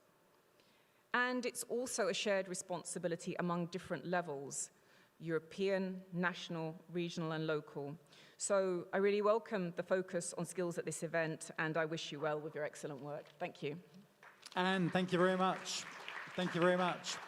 A nice overview as we launch into our discussion, and feel free to react to some of the things you've just been hearing. What I wanted to do was to start with Monia. We mentioned shipbuilding. Things changing very fast in this sector when it comes to shipbuilding. Monia, just walk us through what's happening at the moment when it comes to skills, to training. What are the challenges you're facing at the moment? And also, you know, what do you see in the future? Where are we headed when it comes to all of this? Making sure that we have people prepared to fill these jobs. Thank you very much, Seamus, and thank you very much for inviting me. So, as you mentioned, our industry, I will refer to the shipbuilding industry as the maritime manufacturing industry, so we can also include shipbuilding, but also ship repair and also the maritime equipment manufacturers. So yeah, as you mentioned, we are evolving very, very, very rapidly. I can say like in a very unprecedented way. We are at the moment managing at the same time with decarbonization, so we have very ambitious goals related to the decarbonization. Then we have digitalization and also some geopolitical pressure, as unfortunately we also saw during this weekend. So this bring us to 3 main challenges that we have at the moment in our industry. The first one is related to the very technological speed. That is also related, linked with the green and digital transition. So we have alternative fuels, the automation, robotization, AI-based tools, and so on. And sometimes we also saw, and it's very a huge challenge, that sometimes the training providers are not able to adapt to these very to these changes that are impacting our industries. And then we have a demographic change issues. So we have, as you mentioned also at the beginning, we have this very worrying forecast that in less than 10 years, 40% of our workforce will be retired, and the youngsters or the new talents entering our industry are very few at the moment, so they are not enough. And that's a huge challenge that maybe we can also talk about it afterward. And then we have the fragmentation of the VET providers, so the vocational education and training providers. So as you may know, shipbuilding or the maritime manufacturing industry has a very mobile workforce. We, like I'm representing also our members, so one of their challenge is that the training providers should be more harmonized across Europe. So that is something that we are tackling at the moment. As Anne mentioned, we have a shipbuilding pact for skills, and all the challenges that I just mentioned are part of the commitments of our pact for skills. So we are committed in upskilling and reskilling 250,000 workers to attract, train, and retain 200,000 new talents, and also to attract 1 billion investment from private and public. So yes, that's the main challenges in our sector. Within our Pact for Skills, we are now running a blueprint project called Leadership, in which we are just carried out a survey.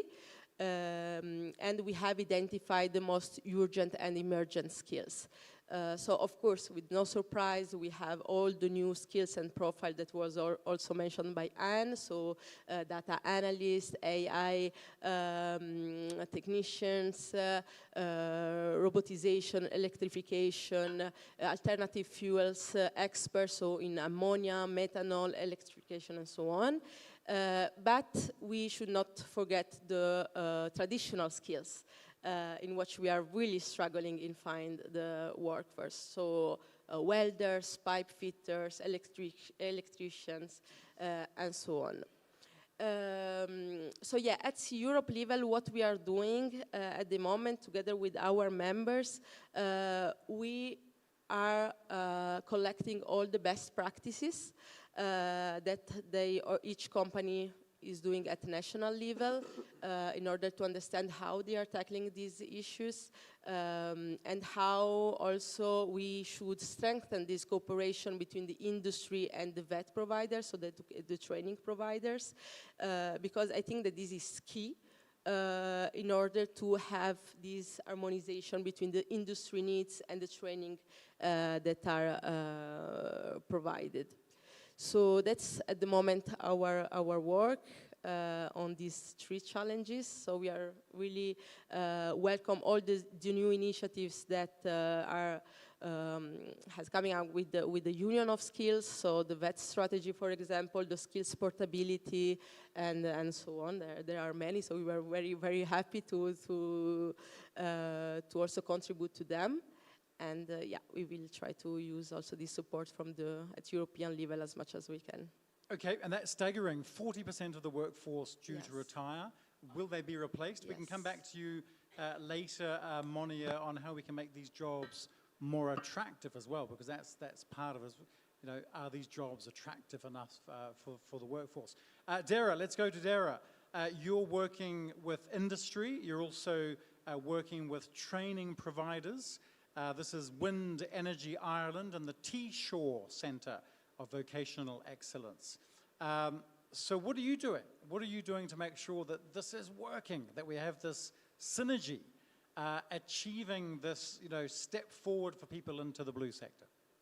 Yeah, I suppose, so firstly, Wind Energy Ireland, who I work for, we're the representative body for the industry in Ireland. But we do, as I am on the research team, and we're involved in the T-Shore Centre of Vocational Excellence project, which works in Ireland, Belgium, Denmark, Norway, and the Netherlands, looking at vocational skills for the offshore industry.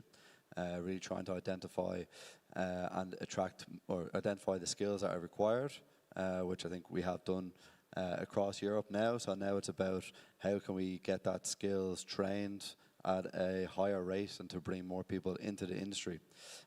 So at the moment, the T-Shore project, we're in our final 6 months of the project. So we've kind of gone through a really strong journey so far. But I think kind of to reiterate what Anne was saying about that COVI initiative, COVE, whichever acronym you kind of want to pronounce. But we all know the EU set the direction with the policy, but the policy needs to be translated into something practical, and that's where it actually happens on the regional level, and that's kind of where COVE comes in.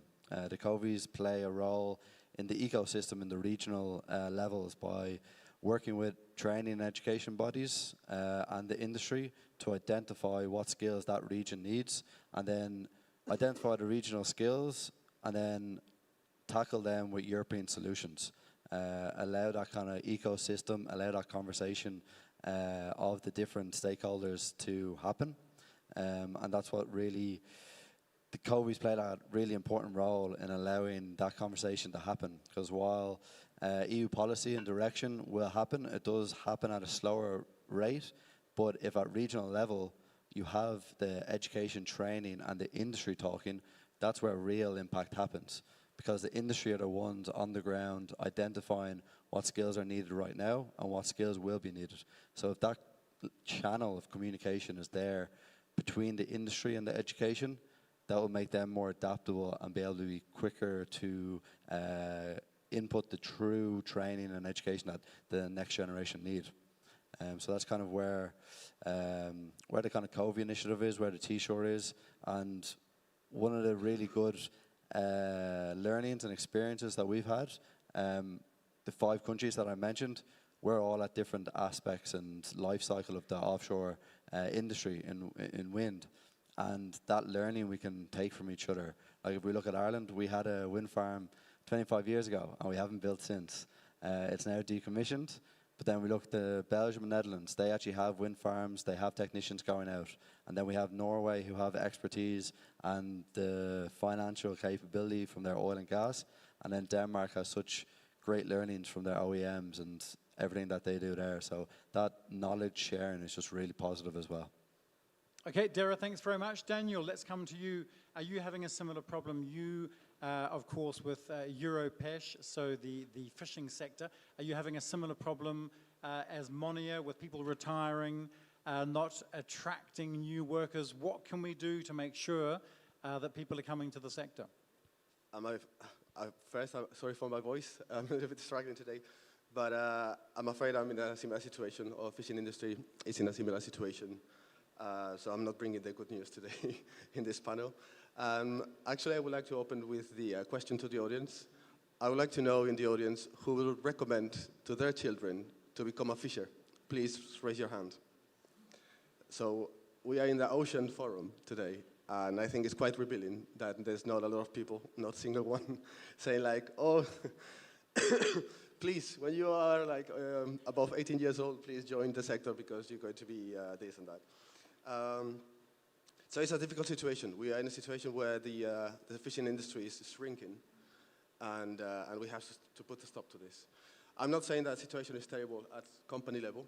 We're talking about macroeconomics. But if we look at the companies, we see that some companies, they are quite nice and close to the mouth, the microphone. Sorry, yeah. Sorry. So they're doing quite well, so they can offer good conditions, good salary, etc. But I think it's not well known by the citizen that this is happening. And I also think that some campaigns, they are not helping the industry. They're actually damaging the image of the industry. So I think we need to work together and first start with the basics, with the economics. Today we sent a letter to von der Leyen on behalf of the social partners, so Europesh, ETF, trade unions, and Copa Cogeca. We are alerting the European Union that we only have 37,000 vessels active in the EU. It was more than 100,000 in the 90s. And this has an impact across the chain, shipyards, ports, supply chain, etc. So without the primary producers, there's going to be a collapse in other systems. And scientists, they're telling us that the situation is getting worse. So we really need a strategy for the competitiveness, and I would say it's the survival of the fishing industry. We also need an omnibus regulation, like for the farmers. We need to simplify rules for fishers at sea. And we need policy balance and coherence, because we talk a lot about environment, which is fundamental. We cannot survive without environment. But we need to achieve these objectives, bearing in mind what is the cost for the industry. We also need to modernize both workers and the fleet. Workers because they're getting old and we are not managing to replace them in time. So in the next panel, you will be talking about the generational renewal of the blue economy. So please also put fisheries in there. And also the fleet, because our fleet is getting old, 35 years old on average. So we really need a renewal plan for our vessels to make them more modern, safe, more environmentally friendly, etc. We also need to continue improving conditions on board for our fishermen, and we need more space on board. But we have some limiting rules in the European Union that is putting some obstacles on this. And we need to continue investing in digitalization, in connectivity, and in telemedicine, because our crews, they need to be daily connected to their families. And I think this is important because they operate at sea. Their work is at sea, not in land. And this all requires funding. And we are a little bit concerned about the multi-annual financial framework, the next budget for the EU, which is neglecting a little bit fisheries. And coming back to the subject of skills, competences, and cross-sectoral opportunities, the sector is traditional, but it's evolving fast. We have new requirements for new technologies, environmental protection, technical competences, etc. So we are participating in many European-funded projects, which is appreciated, the support from the European Commission on this. Just to give you a few examples, Boutcar is Erasmus Plus project where we are developing cross-cutting competences for skills for specialists at sea, not just fisheries, but many sectors, so they are transferable and they can have more opportunities. Starfish, there's another project for innovative training programs and digital training, so our fishermen can learn from when they are at sea operating. They don't have to go back at port and then go to a training school. They can do everything at sea. And Way Forward, which is basic training for fishermen on board, and also social funding. We are also analyzing why there's this lack of attractiveness in the sector and why people are leaving the sector. So all in all, for us, it's very important to continue investing in training, in attractiveness, employability, and the mobility of the fisheries. And we need to rebuild the narrative around fisheries. Thank you. Okay, thanks very much. Isabel, the European Seaports Organization, we talk about evolving sectors, perhaps new opportunities as well, because they're not just ports now moving goods, lots of different activities being developed when it comes to ports. But do we have the workforce to fill all of these roles? What's the impact for you with this evolution in the way that ports are being used? What's the answer for you? Yes, thank you. And thank you to point out this wide role of ports. We represent the port managing bodies, so the port authorities, and in Europe, ports are mostly landlord ports where all the operations and all the players are there, and it's not the port authority themselves who is doing these things. But this being said, that it's true that traditionally ports are moving goods and people, and the traditional profile of people working in ports, it's strong people, muscles, strong blokes. And this is already a first issue, that maybe it doesn't seem to be the most attractive zones to work into. Whereas in reality, ports have been moving very fast, also in the core job of these trade movements and these movements of goods. A lot is being used with digitalization, with machines, very sophisticated. So it's not anymore this physical risk job as it was before. That's one thing. On the other side, ports are now moving energy, moving data. They are the landing points for many, if not all, blue economy sectors, but also fisheries. Everyone needs a port to come on land. And it's really like this unique point where sea and land connect. And so there is a wide variety of new profiles needed. And I would say it's not blue careers, it's careers that come in the blue sector. So in fact, what we try sometimes to voice is that you need all the profiles that you have in the city, you need them in the port. Let me give some examples, because we have this very wide role of ports. ports is in the middle, and port managing bodies, they try also to be the facilitator, to connect, being a matchmaker. So there is a need of lots of dialogue, also with the city, with local interest groups, you know, also the people of the city, citizens who say what is happening all in these ports and why do they need to expand, etc. So you need a lot of dialogue, explaining, etc. So a lot of communication, and I would say a lot of very special skills that you maybe do not see directly in a port. So that, I think, it's something that also as ports we need to explain very widely what is happening in ports. Also in schools, we had it before, but this is also part of the job. And so go a bit beyond the stereotypes. So that's important. What is also, I think, quite interesting to see is that the big ports, first the big ports are situated in big cities. It's because the cities came where there were ports. The cities were built around the ports. So, and it's very good to have also it's often in big cities that you have problems with unemployment, with people not getting the right job. So there, I think the port as a bit of, not solution, but helping each other to reflect the profiles from the one into the other. So that is very important.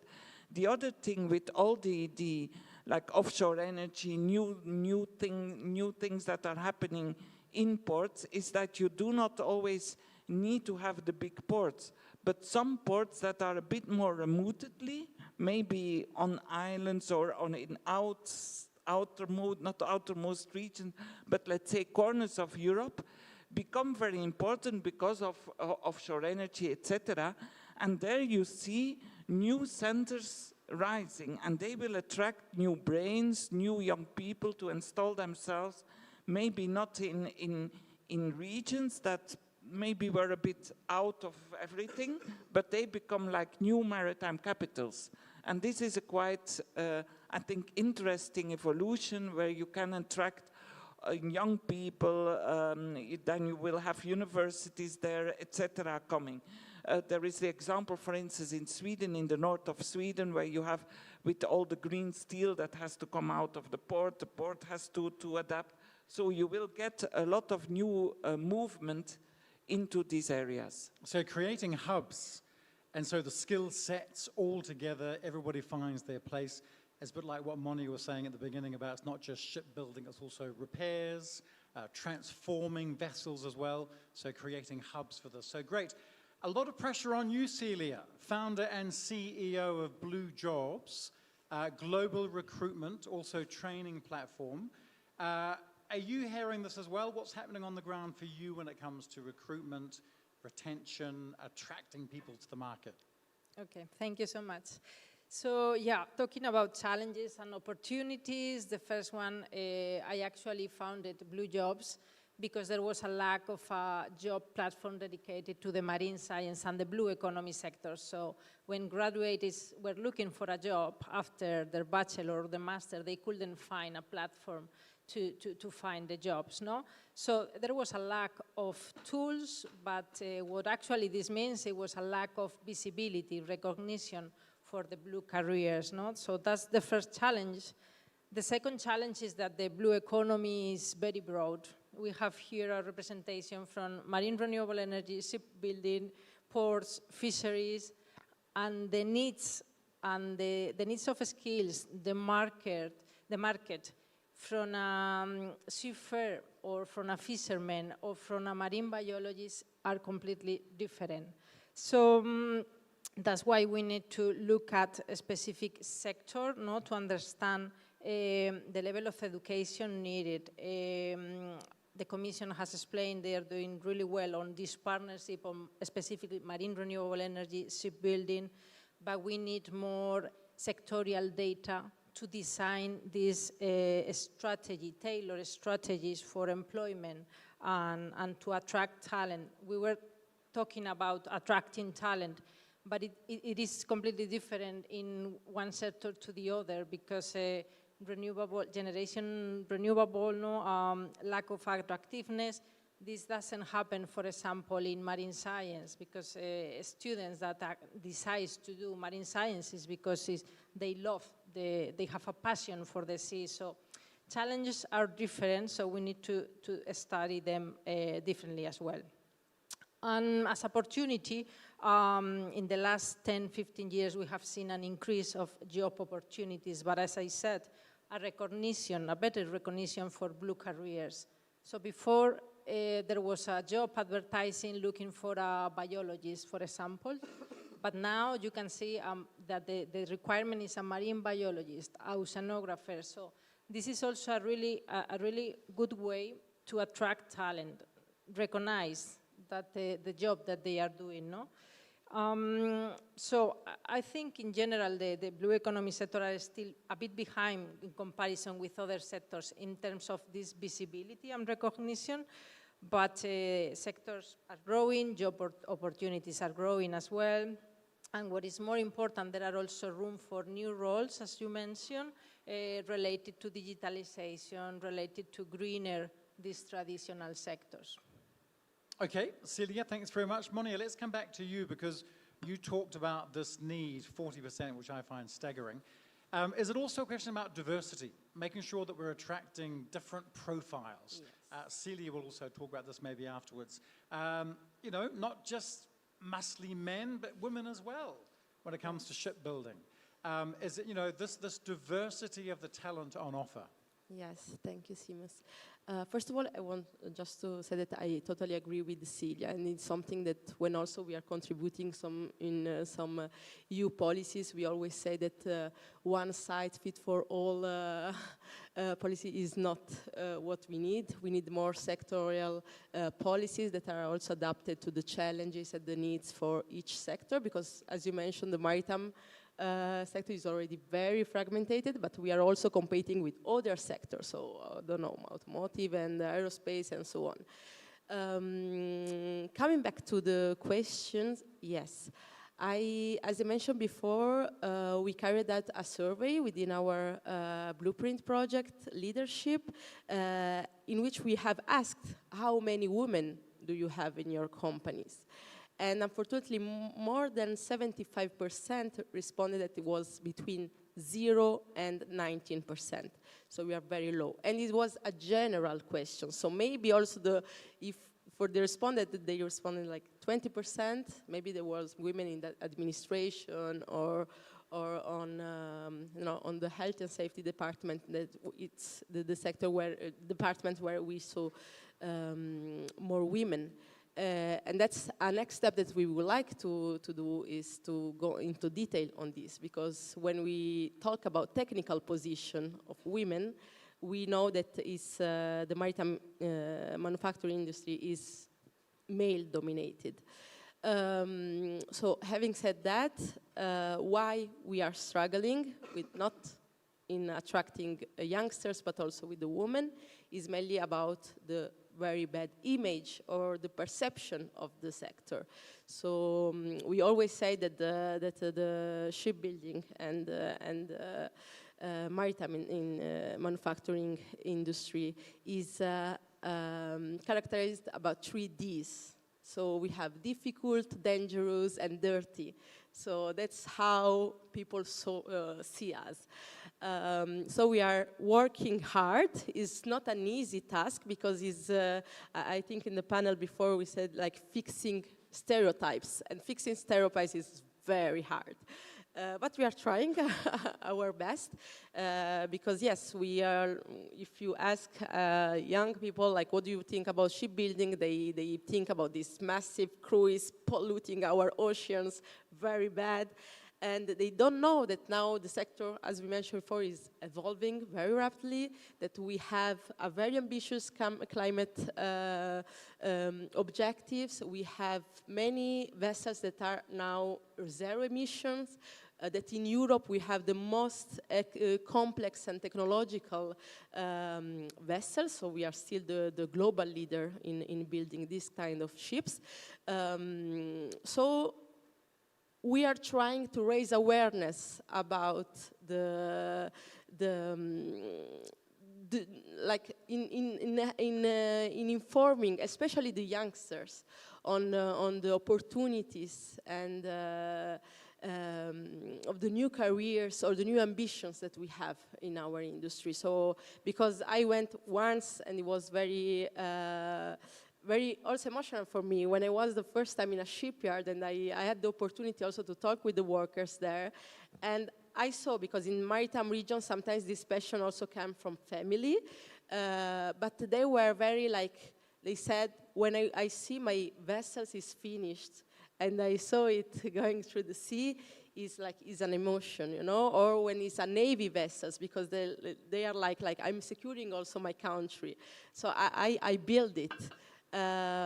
So yeah, that's is something that we are also doing, like having more testimonials, more workers, especially the women in our sector. So we also have some national companies that are very engaged in media campaigns, in raising awareness on also the opportunities for women, because we know that sometimes working in a shipyard, you have to wake up maybe at 4:30 in the morning. So you also have some support. So we know that near the shipyards, for example, there are daycare that have adapted also their time in order to welcome the babies earlier or later.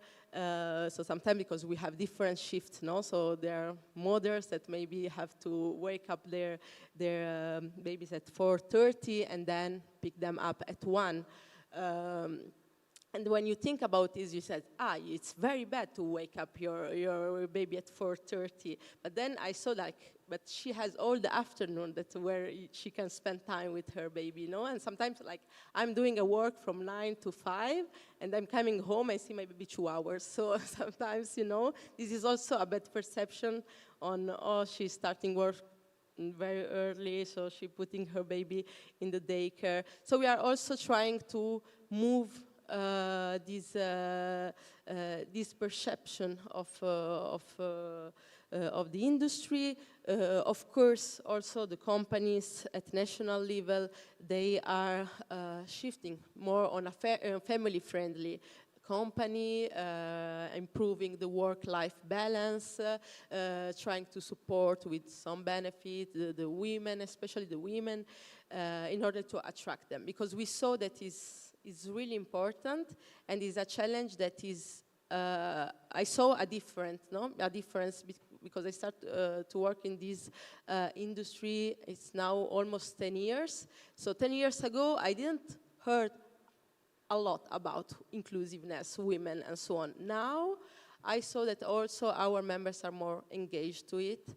And so that's why we are also preparing a project with our social partners. Industrial Europe is a trade union representative, specifically for the attractiveness of youngsters and women in the sector. Because often easier said than done when it comes to changing perceptions. You need like a concrete program to change the awareness. Internships, people say that's great for changing perceptions. The last time I visited a shipyard, I think they were all wearing white coats like lab technicians, you know, the modern boats with AI technology, etc. So the word dirty was very interesting. Dara, what's happening on the ground for you in Ireland? How are you attracting, from your experience, what's the best way to attract those people? And talking about concrete solutions when it comes to changing perceptions. Yeah, so I think there's two angles. One, at home in Ireland. So we have a campaign, Work on Wind, where we highlight the whole industry of wind, not just the technical side, but we try to attract, because we kind of have a motto of, if they can see someone in it as example, that gives them more inspiration. So we do a lot of success stories or case studies of women, people in diversity, people actually working in the industry, what they actually do, because there's a lot of knowledge of people think, if I have to work in the wind, I have to work on a turbine, but there's a whole other supply chain, whole landscape of different careers. And then within, I think the learnings that we've had from T-Shore and the really strong examples of, as you're saying, the internships have been really, really positive for the offshore industry that we've been working in. It started with our Dutch COVI, our Dutch Centre of Excellence. They had an agreement between education, the government and industry for a covenant of that went into their bidding. So if an industry player bidded for a wind farm, for every, I think, 99 turbines, they had to pay for education pathway. So they paid for their GWO certificates, which is a must-have certificate from global standard that costs a few €1,000, so they don't have to worry about the cost of that. And they're also guaranteed pathway into an apprenticeship with that company as well. So that was the Kickstarter within the Netherlands. And within our project, this was shared with the Danish COVI, where Skive College, they established a new electrical wind-focused education course that started in October, which took on 16 new students, and all 16 students were sponsored by an industry player. So they were guaranteed their 4 years education, which included, I think, 1 or 2 years internship with the company, and all their certificates paid for. So we have seen that that has a huge impact, because if a young person is looking at a possible career path, if they can see the education course, but they don't know where that actually leads to, but if they know, okay, I'm going to get a license out of this, I'm going to get certification, and I'm going to get work experience, which will most likely end up in employment, that gives that child, that kid, that confidence to say, yeah, that's the career for me, that's the industry I want to go into. And that's really kind of the best example I can say, where if education and industry can identify the skills, but also identify that career path, how they progress after that first job, what skills, that soft skills, the communications, to make them easier to go to management or the next level. So using incentives, putting money on the table, investing in the future. Maybe a good moment to come back to Celia on this point, because you'll be involved in this. The word incentives, internships. And I know that you did a recent study of university students, and this question about the gap between what employers expect and what they're learning in the schools and the training programs. Mm-hmm. Thank you so much. Indeed, we are undertaking the first study of employability of the bachelor degree of marine science in Spain, in collaboration with all the universities and interviewing recent graduates and professionals that study marine science. And about internships, 95% do actually an internship during or after their graduation, but only less than 10% were actually hired in these organizations. Some data that it was really interesting, it was also that 90% of the professionals, graduated students that participated in our study undertake additional training because they thought that it was actually needed to get a job.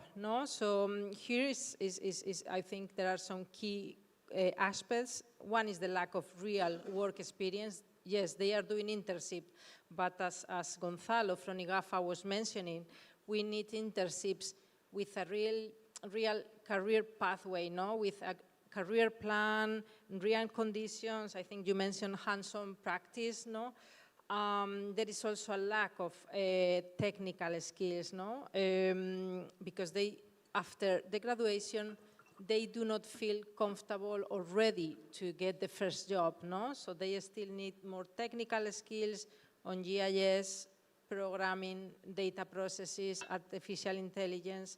So this is something that universities and training centers need to look at.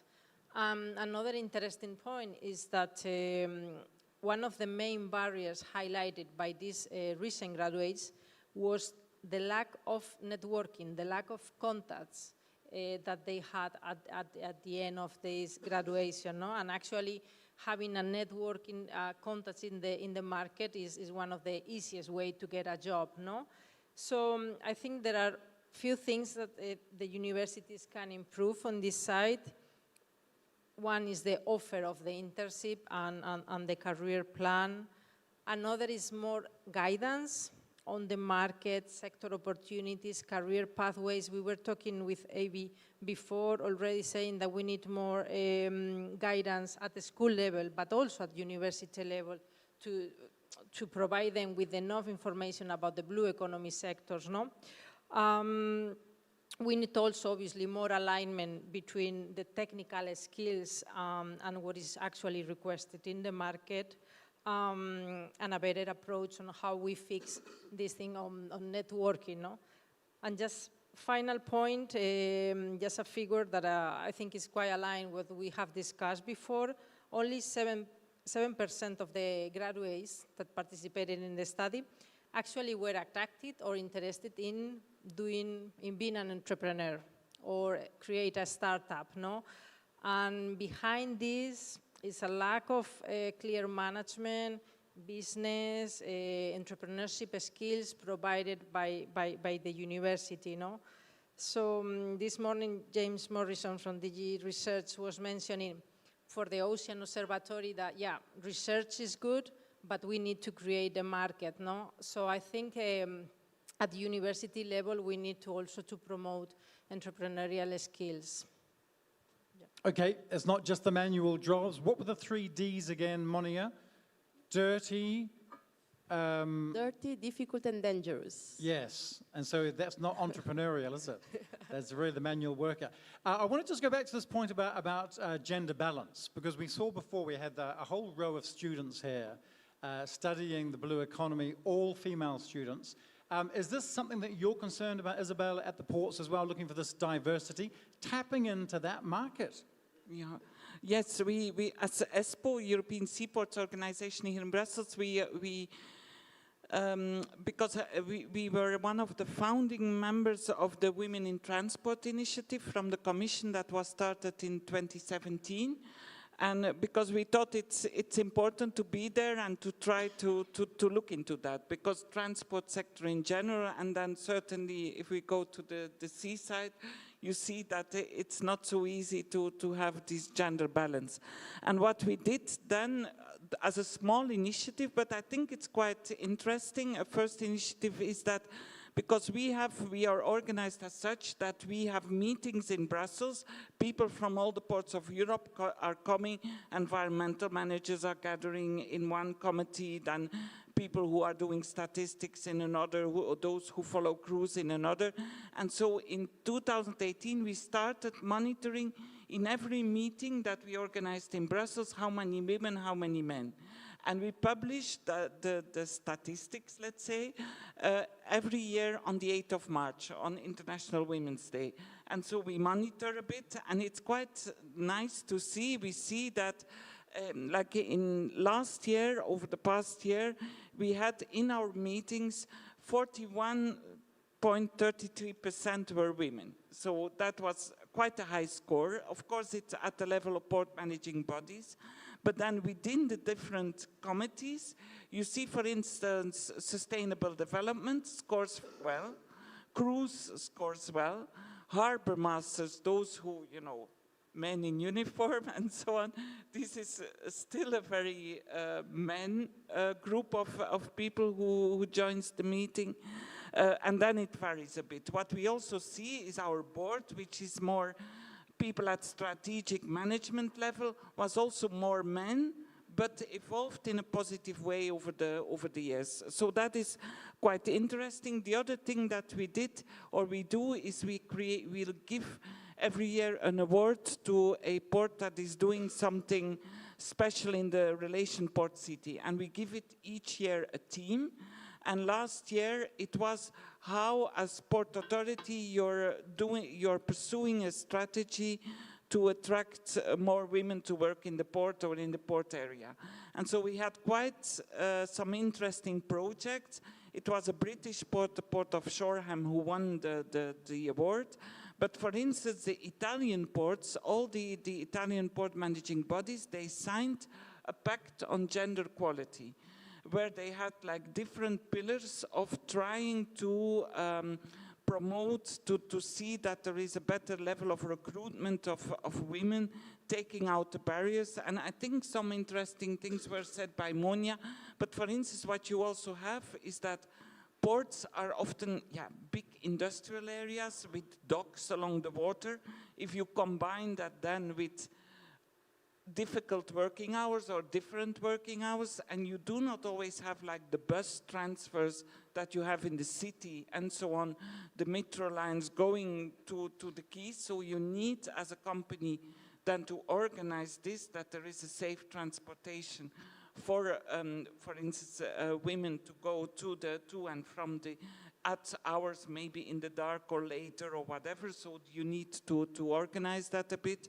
You also need a bit to because also, and this is maybe a stereotype, but the language in the port may be a bit rough and a bit not so there as well. Train a bit the workers in the port to get on with that, and maybe to adapt a bit, you know, not to shock, you know, needless the women that are working in the port. So these are all small things, and again, it's stereotypes, and the world is moving fast, also in the positive sense on that. But yeah, these are things to work on, and maybe to take away or prove this is just a stereotype. The real world is different. So these are things we try to motivate. Yeah, so always a question of perception, something to watch in the future. Maybe just a final word with Daniel. We haven't mentioned this up until this point, but certification.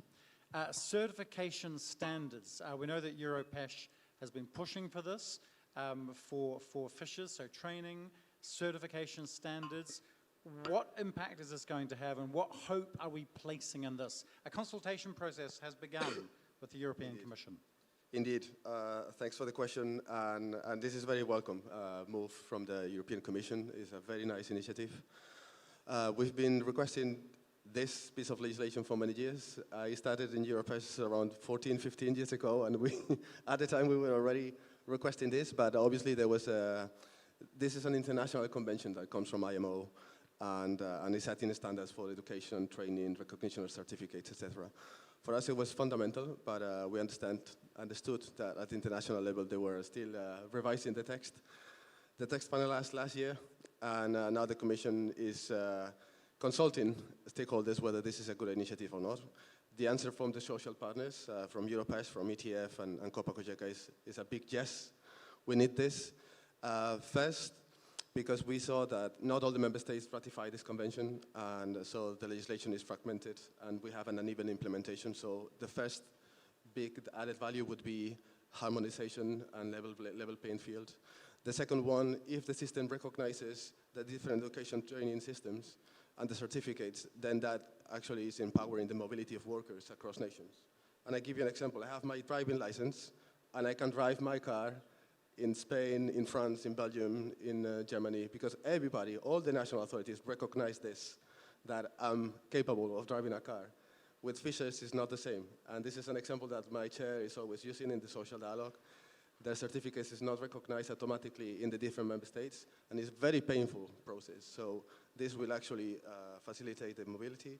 And also for companies, it will facilitate to get the workforce from different nations when it's required.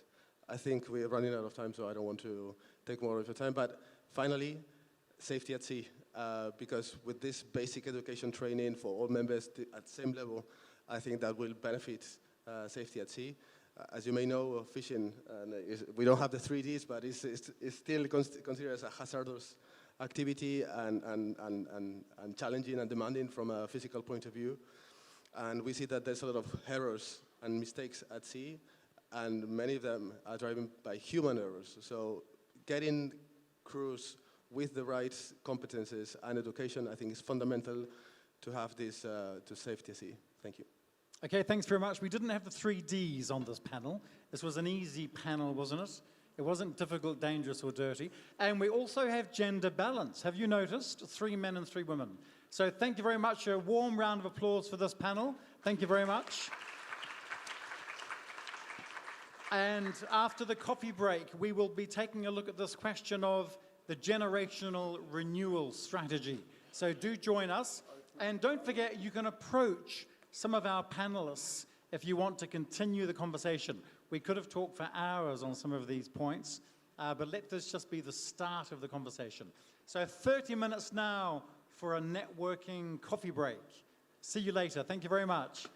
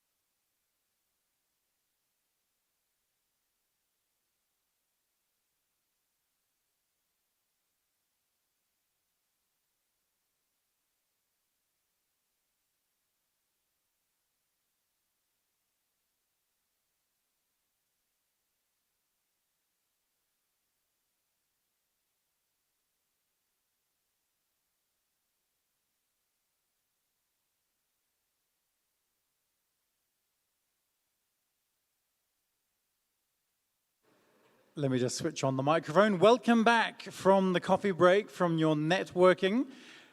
We are continuing with our look at skills for the blue economy. And our third panel today is towards a blue generational renewal strategy. So we started in the schools, we were talking about training and skills, and now we're looking towards the future. Initiatives, projects, what actually can we do? And it's really about putting the spotlight, isn't it, on certain projects, seeing what's working and where the challenges lie. And for the opening of this session, I'd like to call Shalina Vicheva, Director General at DJ Mari, for some keynote remarks to set the scene for our discussion. Shalina, thank you very much. Warm round of applause.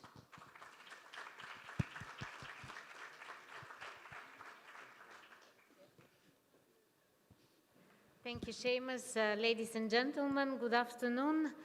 Again, let me begin with a very clear message. At this last panel, and I'm really privileged to give the opening speech for that. The European blue economy is doing well, and the European blue economy is strong. According to the latest EU Blue Economy report, the blue economy employed 4.8 million people, which is a 16% increase compared to the previous year. It speaks on its own. It generated nearly 900 billion euros in turnover and contributed more than 250 billion euros in gross value added. And the blue sectors actually picked up very nicely. They managed to rebound following the COVID-19 pandemic.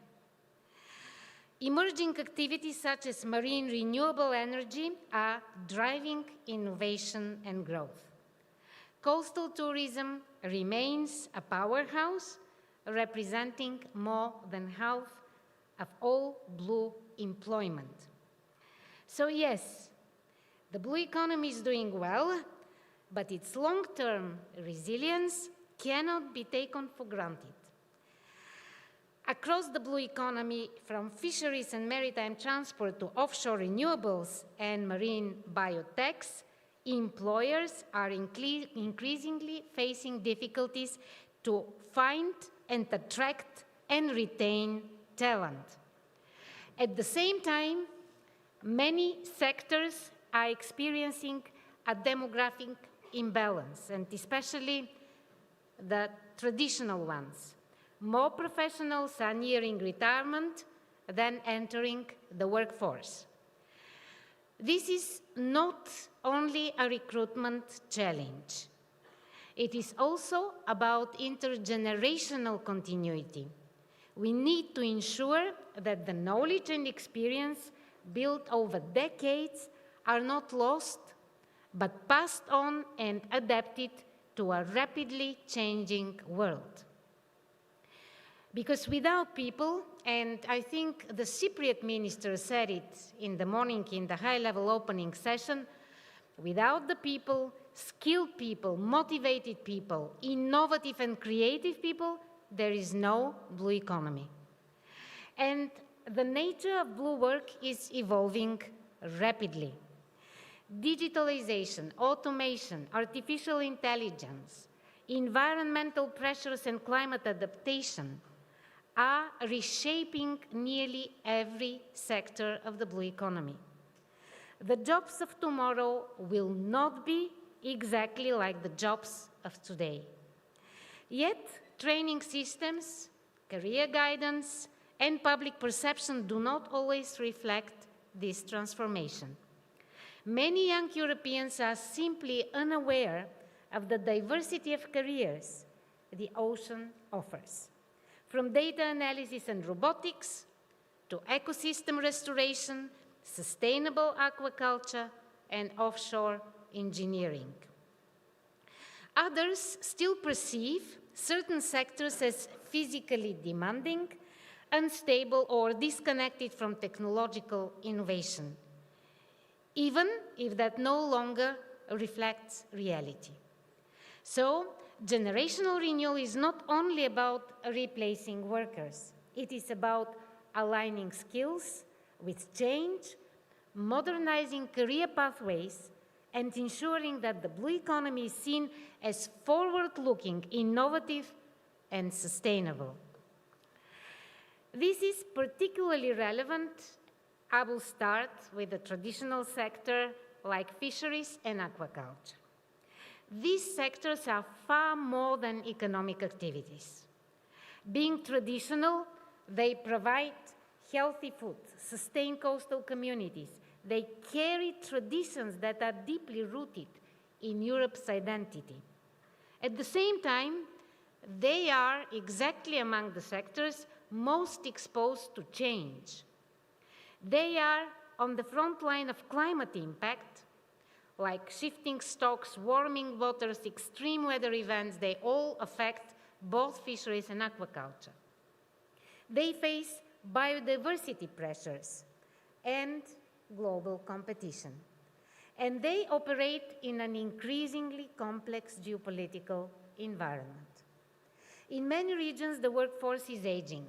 Young people, including those from fishing families, are often choosing different professional paths. Not because they reject the sea, but because they seek predictability, innovation, good working conditions, and long-term prospects. If we want generational renewal, we must respond to exactly these expectations. This is precisely why, under the European Ocean Pact, we are developing the Vision 2040 for fisheries and aquaculture. It will be adopted this autumn. It has to deal with generational renewal. Vision 2040 asks a demanding but necessary question: what kind of sector do we want Europe to have in 2040 and onwards? A sector that is nature-friendly and environmentally sustainable, technologically advanced, economically resilient, socially fair, attractive to new generations. To reach that future, renewal cannot be an afterthought. It must be embedded in how we design and enforce policy today.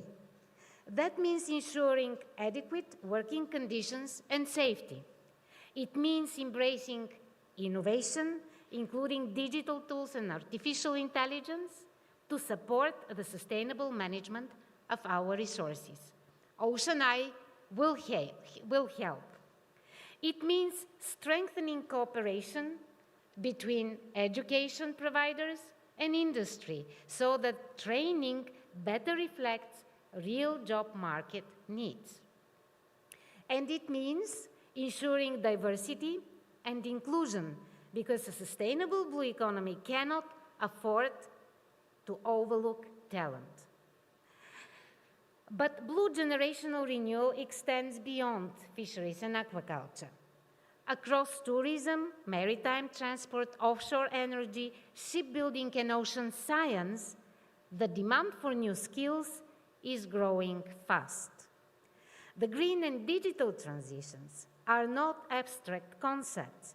They are transforming daily operations at sea and along our coasts. New roles are emerging that combine technical, environmental, and leadership competencies, from AI specialists and marine spatial planners to energy transition managers. Yet, education and training are not always keeping pace.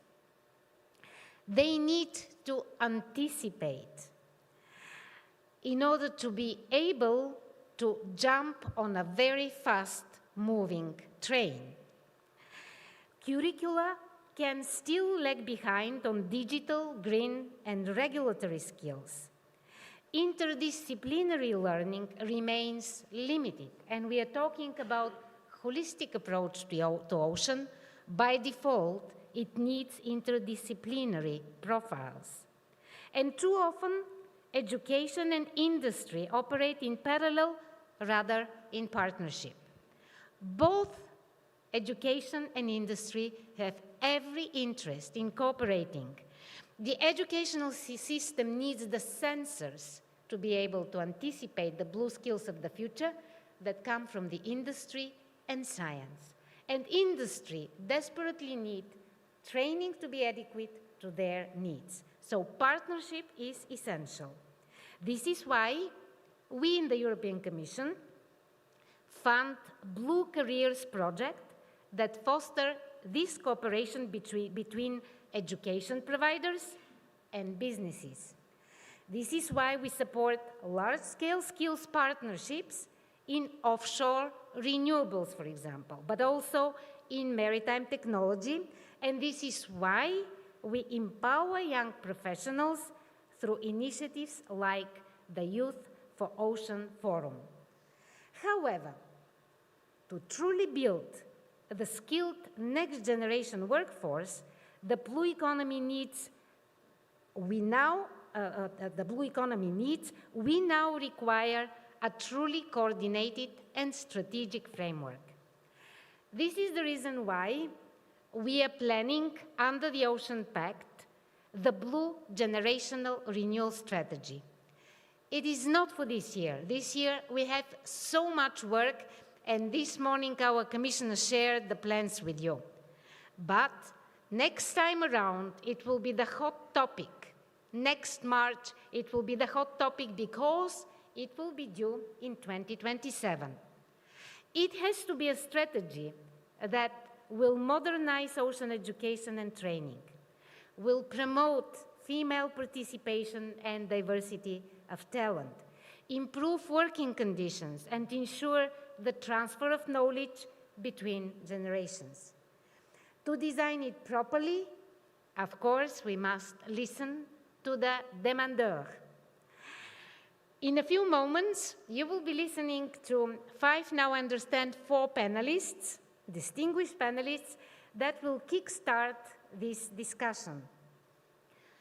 The success of the European Ocean Pact and all the initiatives that follow lie in listening, partnering with the stakeholders. So this process we are starting today. In 2 weeks' time, during a youth policy dialogue, which is now taking place every year for all policy areas and is carried out by all commissioners in this college. So this year's youth policy dialogue, it will be taken both by Commissioner Cadiz, but also Commissioner Mikalev, who is the one that is responsible for the young generation. So in this framework, we are going to meet 30 young people from across Europe, and we will ask the question, why would they choose or not choose a blue career? What barriers they have identified or are facing, what should improve or change. Their insights will directly inform both the Vision 2040 that I spoke about and the Blue Generational Renewal Strategy, because generational renewal must be shaped with the feedback of the young people, not only for them, but with them. Ultimately, generational renewal is also about confidence, and it is also about emotional attachment. I'm again taking inspiration from this morning opening with MK. We have to create an attitude to the ocean, love to the ocean, for all the citizens and especially for the young generation.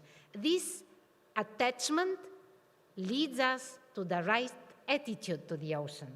So we need this confidence in the young generation that a career link to the ocean can offer stability, innovation, and purpose.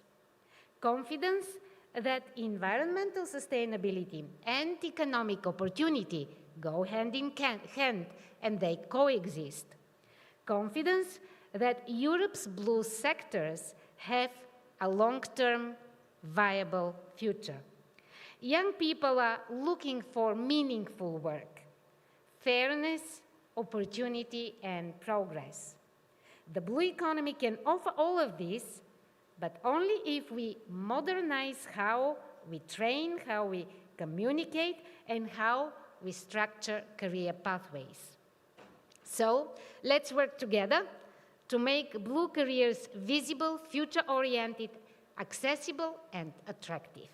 Because generational renewal is about securing a sustainable and vibrant relationship with the ocean for decades to come. Thank you very much, and I'm looking forward to the discussion with our distinguished panelists. Charlina, thank you very much. Thanks very much. And yes, the word passion comes to mind for me when we were talking about MK, following our passion into the blue sector. But how do we get that passion? Where does it begin? I look at this photograph here of the father and his son going fishing. And maybe that's where it starts, in the classroom as well, perhaps. Let's call to the stage our panel discussing this question of generational renewal. I'd like to call on Mihai Cristian Adamescu, the head of department at the University of Bucharest. And as I say, this is about putting the spotlight on projects. Warm round of applause. Also, Lavinia Julia Pomarico, Science Policy Advisor at JPI Oceans, that's my French coming into things. Welcome, good to see you. Also, we have Anna Spiesens, Training and Mentoring, in charge of training and mentoring at the Early Centre Ocean Professional Programme. ECOP, welcome as well, thank you very much. You see that we now have the panelists in order of the photographs, so the photo is above the person, which is less confusing. We also have Remy Gruet, the Chief Executive Officer at Ocean Energy Europe. Welcome as well. Thank you very much. Lots to talk about, and we've already had two panels. We looked at what's happening in the classroom, training and skills, this question of towards a blue generational renewal strategy. Let's start with Remy. You're right beside me here, Chief Executive of Ocean Energy Europe. Tell us more about ocean energy, the long-term prospects, and also when it comes to recruitment, to blue skills, people entering this sector, about the new jobs perhaps as well that we could see on the horizon with this sector. Remy. Okay, thank you very much. Seamus, I will try to give you an overview first of the sector so that people in the audience also understand what we're talking about. But starting with jobs, so 400,000 jobs is what we hope to be able to create by 2050, given the resource we have in Europe. And I know it's a round figure, but please don't think we pulled it out of the hat. It's based on very real figures from our colleagues at the offshore wind industry. So real job numbers and real installation numbers. And the reason for comparing us with them is that we have very similar business model. We use similar materials, we use similar components, and we use also, like they do, a lot of the offshore and blue economy supply chain. So that's the first point. Now, to answer your question about the reasons to invest in ocean energy, I think I see three. I see energy security, competitiveness, cost of electricity, which is together, and of course the blue economy part of things. Because ocean energy provides several layers of security of supply. The first one is obviously that the resource is local, so Putin is not going to steal it from us. The manufacturing is also 100% made in Europe, so Trump can't put tariffs on that. And at the moment, Europe is a global leader, so Xi Jinping can't actually steal our manufacturing capacity either, for now. I'm sure he will try his best. And maybe also a last layer is that ocean energy, and that's mostly tidal and wave energy, produced at different times from wind and solar.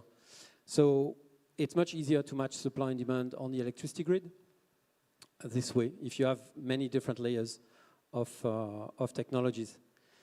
And then obviously you have no energy security without security of pricing. And pricing is key. We hear a lot about it in terms of price for consumers, Because competitiveness is also about making other sectors cheaper, and we supply electricity. So if the electricity is cheap, then the trains are cheap, the steel is cheap. You see the picture. And obviously we are innovative and new, so we're not that cheap at the moment. But we're convinced and confident that we can get very cheap as well. And the reason behind that goes back to what I was saying is it's a similar business model to wind. We have already de-risked and we have already reduced the cost of offshore wind drastically. To be honest, I was in the wind sector before, and if you had told me 10 years ago that we would get to these cost levels, I would have said you were a bit optimistic. So that's that. We're confident we can go down the cost curve fast. And if you have more renewables on the grid, and you can add nuclear if you want to pay a bit more, it's a political choice, whatever. But if you don't have gas on the grid, you're not impacted by the war in Ukraine, you're not impacted by the war in Iran, you're not impacted by many things that impact the gas prices. And the gas price impacts the electricity price. So this is really the second layer, cost of electricity, competitiveness.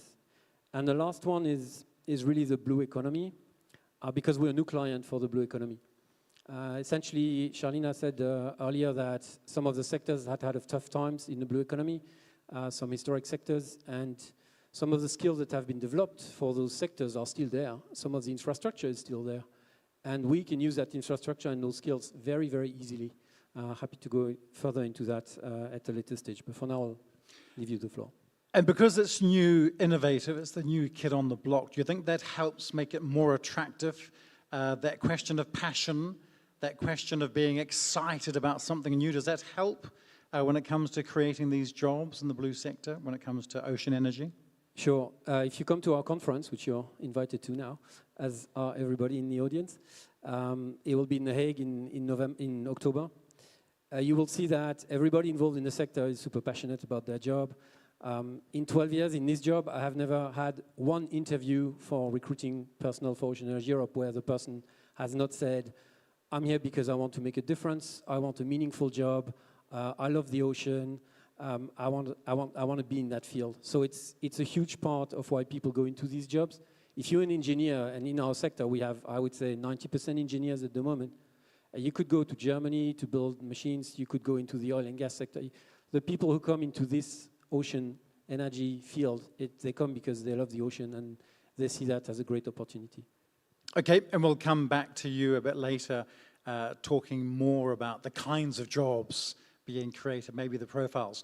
Anna, let's go to Anna. So you're part of this training, mentoring team for the Early Career Ocean Professionals Program. Tell us about this program, a bit more about it. How is it helping change the landscape when it comes to recruiting into the blue sector? Yeah, is this mic working? Yeah, okay. And you can hold it very close to the mouth. It's very, you need to hold it very close. Okay, I'll do my best to explain it well. I'm a little bit stressed, but I'll do my best. No problem at all. So the ECOP program, it's short for Early Career Oceanal Professionals Program. It's basically a global network that tries to unite early career oceanal professionals so that we have this collective voice and together we can strengthen our perspectives. And it has quite an interesting background story that's on the website. It was actually kickstarted by early careers themselves. And it is in a big part led by early careers to empower early careers. And that is done in a variety of ways. We try to identify and share opportunities, but also create opportunities. For example, I'm in the training and mentoring task team. I organize webinars, and for me, that's a great opportunity to develop skills that are needed to do that. Then we provide networking opportunities for early careers with other early careers, but also with organizations and with experts. For example, during the Ocean Sciences meeting last week, there was an ECOP gathering, and this lunch today, we had one as well with the ECOP Belgium Note, whose coordinator is also here today. So yeah, we try to empower ECOPs to participate in events. I wouldn't be here now if it wasn't for the ECOP program. So that's a good example. And then we provide training material and resources, as I mentioned, for example, the webinars that we do. And then, should I shorten it a bit? Yeah, no, I was going to ask you because you're a young professional, you know, coming into the sector, as you say, inspired by this program. What are other young professionals saying around you? What are they saying about, you know, what's holding them up, or what are they inspired by when it comes to all of this? I think a lot of us, we enter the ocean space because we do have this passion, as you said, and I think it was mentioned before by Ivy as well, that if you get exposed to the ocean as a young age and you create these memories, then that kind of unites us. I know lots of people who do diving, sailing, surfing, and this leads them to study biology and want to know more and understand better. Yeah. So maybe what we saw before with the work in schools, inspiration within the classroom as well. Yeah, yeah. Having good teachers, doing fun things, making it fun, yeah. Yeah, having passionate teachers, that always helps as well. Anna, we'll come back to you in just a moment. Let's go to Lavinia. So at JPI Oceans, you're leading initiatives under a special framework known as the All Atlantic Ocean Research and Innovation Alliance. And that's involving early career ocean professionals, science, diplomacy as well, I see. What's your experience? Are there more opportunities than barriers, than challenges for young professionals? What are they facing? Thank you very much for that question. It's an interesting one. I also appreciate the challenge to answer it very briefly because I could talk about this all day. Yeah, I love a good challenge, so let's go. I'll try to be brief. I'll start with the barriers. I think the main barrier that I have consistently witnessed in my work with early career ocean professionals, which we also call ECOPs, so sometimes I'll refer to them like this, I've done through the Oceano project, which is in support to the All Atlantic Alliance that we've also heard about, and that is also referenced as a tool now in the European Ocean Pact. And I think the main barrier there that I witnessed is that of accessibility, because on one hand, I know I can say with confidence that there is a lot of talent and a lot of eagerness from young ocean professionals across and around the Atlantic to get involved in ocean science diplomacy efforts. And also, on the other hand, there are so many great opportunities, there's so many great capacity building and training programs across the Atlantic that we are aware of, but maybe not everyone is aware of. But then that doesn't really get you very far if when you're trying to access those opportunities, you face visa barriers, you struggle to get a visa to get to the conference, or you face too high of an admin burden to get that opportunity, or maybe you don't have the institutional backing and the actual funding support to travel to attend these events. Or maybe, lastly, I think, maybe you didn't even know about the opportunity to begin with, and that's a little bit, I think, because of what we've heard from one of the panelists before, is that there's a lot of fragmentation out there about opportunities, and there's no one-stop shop where you can find all of the opportunities that are out there, especially in such a large basin as the Atlantic Ocean. So this is a little bit what we are trying to address now with the intergenerational program, the All Atlantic Intergenerational Program, which was just launched in September here in Brussels at the All Atlantic Forum, and is also mentioned as an implementation pathway for this generational renewal strategy that we heard about and we're talking about now. And what we're trying to do there is really not to create something completely new, but we want to make the existing opportunities more visible and more reachable to the right people, right? And we also want to provide the right kind of mentorship from more established professionals that are out there and ready to share their expertise, but also to listen to the expertise of the young professionals. And also we want to provide the right kind of structural support via the right platform to make sure that these people can actually then engage and meet and share. So in the build-up to this program, we have organized a series of what we call intergenerational dialogues, We've done this yearly at our All-Atlantic Fora. And now, for the first time in April, in Salvador da Bahia in Brazil, we will organize an intergenerational hackathon. And the point there, the goal of that hackathon is really to provide the structural space, as I said, to allow emerging ocean professionals to really collaborate meaningfully and sit around the same table with established professionals, with the more established generations that are already out there, and really to promote mutual learning, ocean knowledge sharing, for them to really be able to share responsibility in bringing forward the priorities and the solutions that they want to propose to address Atlantic Ocean challenges, and finally to then be able to meaningfully influence decision making, and to take leadership now on an equal level.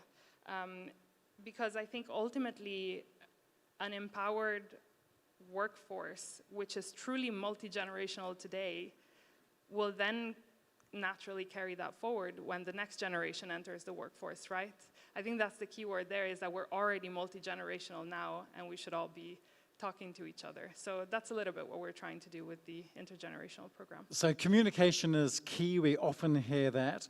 Intergenerational dialogue, is that easy to establish? Are people talking and listening? How do you get those generations together? I don't think it's difficult once you have the right people in the same room. People are, as I said, really eager to collaborate and to talk to each other. I think, as I said, the main challenges are structural. So as long as you manage to get diversity and inclusion of the right pool of people from all around the Atlantic to tackle issues together, then that happens very naturally once people are in the same room. So. Okay, great. Lavinia, thanks very much. Let's go to Mihai, because we heard about new innovation, research. We find passion with something new. With university students, Mihai, what's happening on the ground for you? Is new technology helping? Is the research helping to make these kinds of jobs more attractive? Thank you. Maybe just need to switch. Oh, I think it's very working, close to the mouth. Yeah. Thank you. So first of all, it's a pleasure to be here. Actually, I was looking at the picture, and I was my picture, and I was actually smiling in that picture. So that to be clear. In the same time, I have to say that everybody has a vision on the ocean, and everybody sees the ocean with a different understanding. So for some of us, it's just a transport alley. For others, it's an energy source. For others, it's a fishing. And so we have many interest in the oceans. And in the same time, we need to do some trade-offs, because actually we cannot stretch too much the ocean, but what we can do is actually to think a different way to manage it and to manage our socio-ecological system in such a way that we are addressing all of these needs. What we are doing, we are trying to jump in the moving train, which is actually very difficult to do, I think, for all the universities, not only mine. I think we are trying to cooperate as much as possible. We have, for example, the Civis Alliance, which is an alliance made of many universities, Stockholm University, Bucharest University, Glasgow University, and others.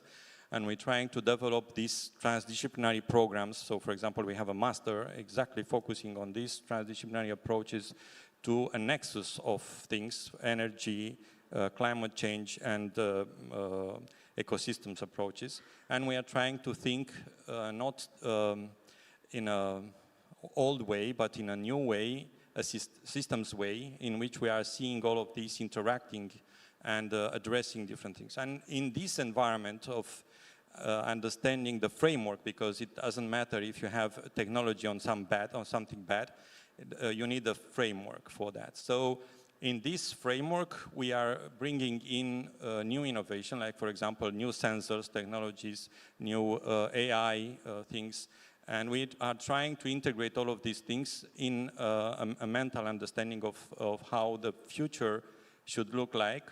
And I think people are coming to universities thinking that they will become, I don't know, biologists or something else, but actually they are learning how to manage complex systems.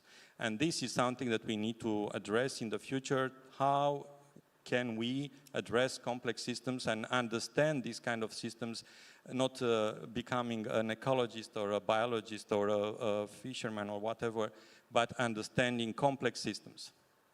And Charlene was talking about partnership and collaboration. Is that something that you look at as well at the university for the new technology partnerships? Also the entrepreneurial spirit, perhaps, amongst the students. Yeah, but I must say, I heard so many nice words today that the ocean should look very clean and very nice, and we have a tremendous future ahead. Tremendous, it's something that I will not use anymore because it's somebody else's word. But I have to say that we are on the brink of something. We do not have that many partnerships as we want to have. There is a difference between how the universities, it's linking with the real world, let's say. We are still having this bridge to cross, and I think this is something that we need to do together, because it's not like we are going to, let's say, put a hand in front of us, but it's a two-way bridge. Yeah. Okay, Remy, that concerns you as well, because you're looking at these universities to recruit. What kind of jobs are you offering? And we talked earlier in another panel about the gap, perhaps, between what you expect and what the trainers are giving. What are your thoughts on that? Okay, great. Yeah, so I'll start with the type of jobs, indeed. So, like I said earlier, the type of jobs we're going to go for are going to be very similar to the offshore wind industry. We need engineers, we need welders, we need crane operators, we need ship skippers, warehouse maintenance workers. I mean, we need the entire supply chain, essentially. The turbines are always assembled close to the shore, so we need these people very close to the installation sites.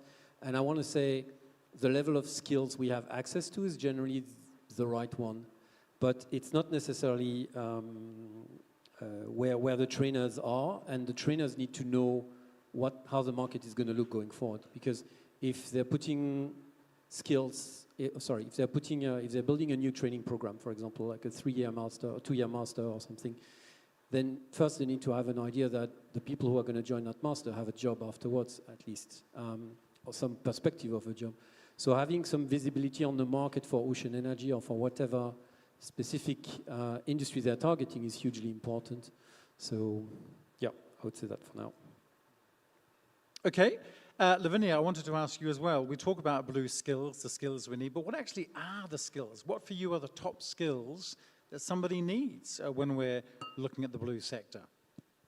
Thank you. So I think I'm going to refer a little bit back to what we've heard in the previous, in the first session of the afternoon, and also a little bit to what Mihai has talked about.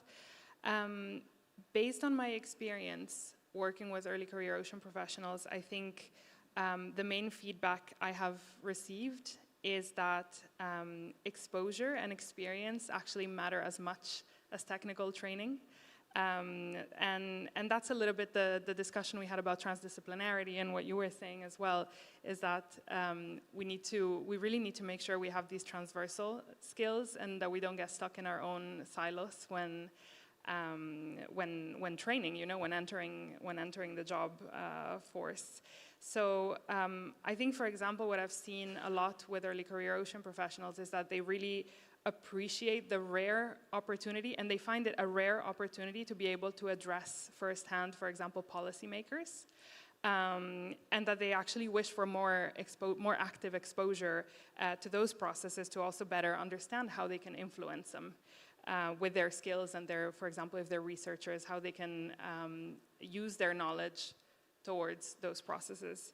And what Francesca said earlier today really resonated with me because I think early career ocean professionals, we really want to learn how to dialogue with stakeholders from other sectors, other cultures, other generations, other geographies, and that is really going to be essential for us to succeed in delivering our message. So it's really about training our transdisciplinary muscle, if I can say that, because I think that is really then a vector for us to feel empowered to join the discussion. And I think education and training can really do a lot there. And Evie earlier was talking about curricula and how that word is so important. I think transdisciplinarity really needs to be not just an add-on, not just an afterthought, but it really needs to be integrated into academic curricula.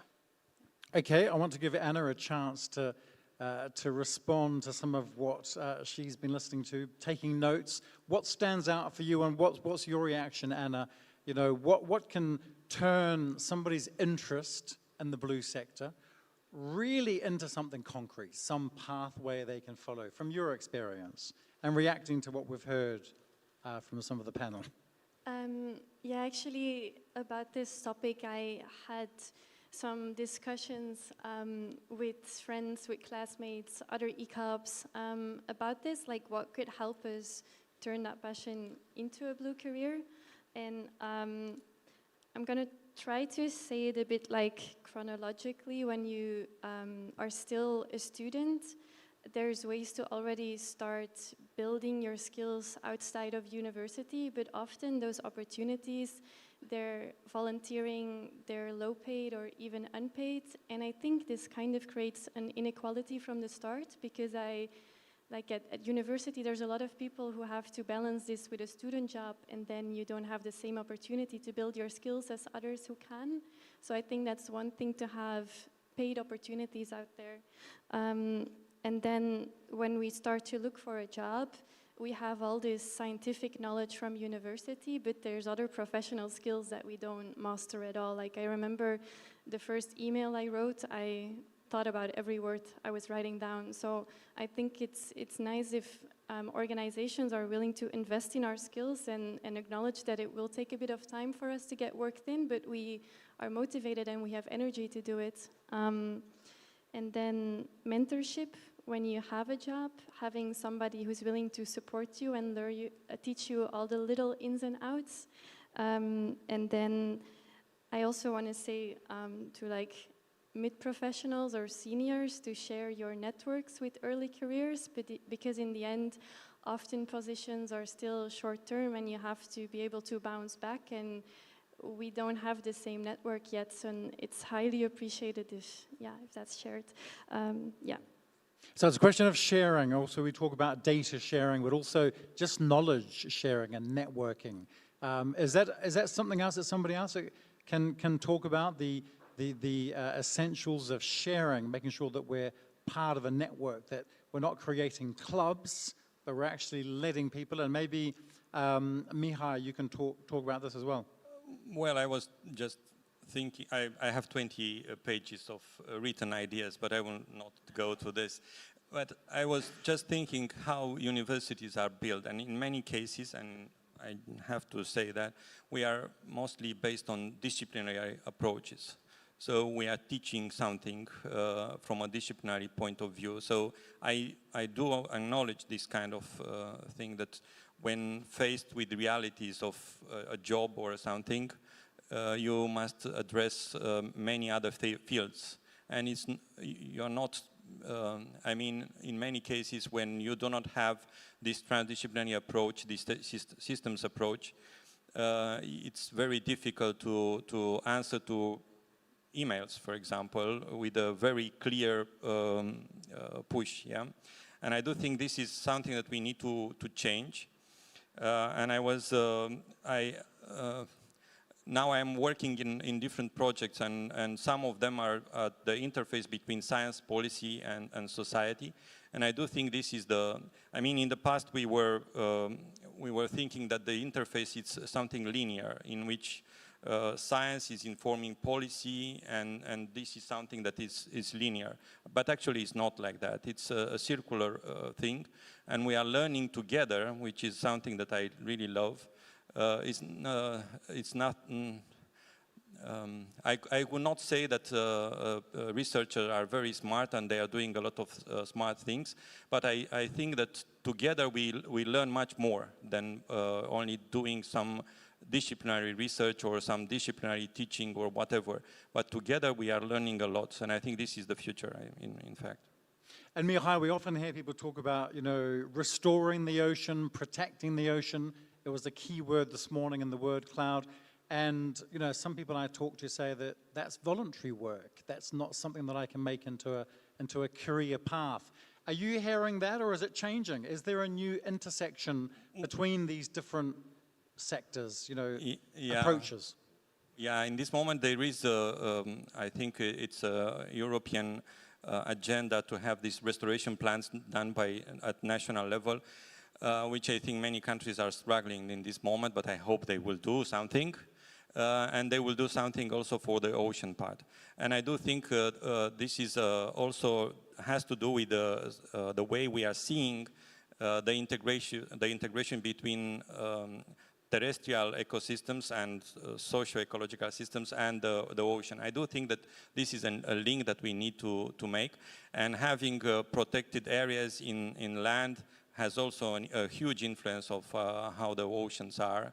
And I do think that this is restoring them and restoring the wetlands, for example, and other things in the different basins. I think it's important for all the oceans as well. And they can be careers. They can be career paths. Yes, of course. Yeah, sure. I mean, this is moving from something that it was a volunteer work, as you mentioned, to a permanent job.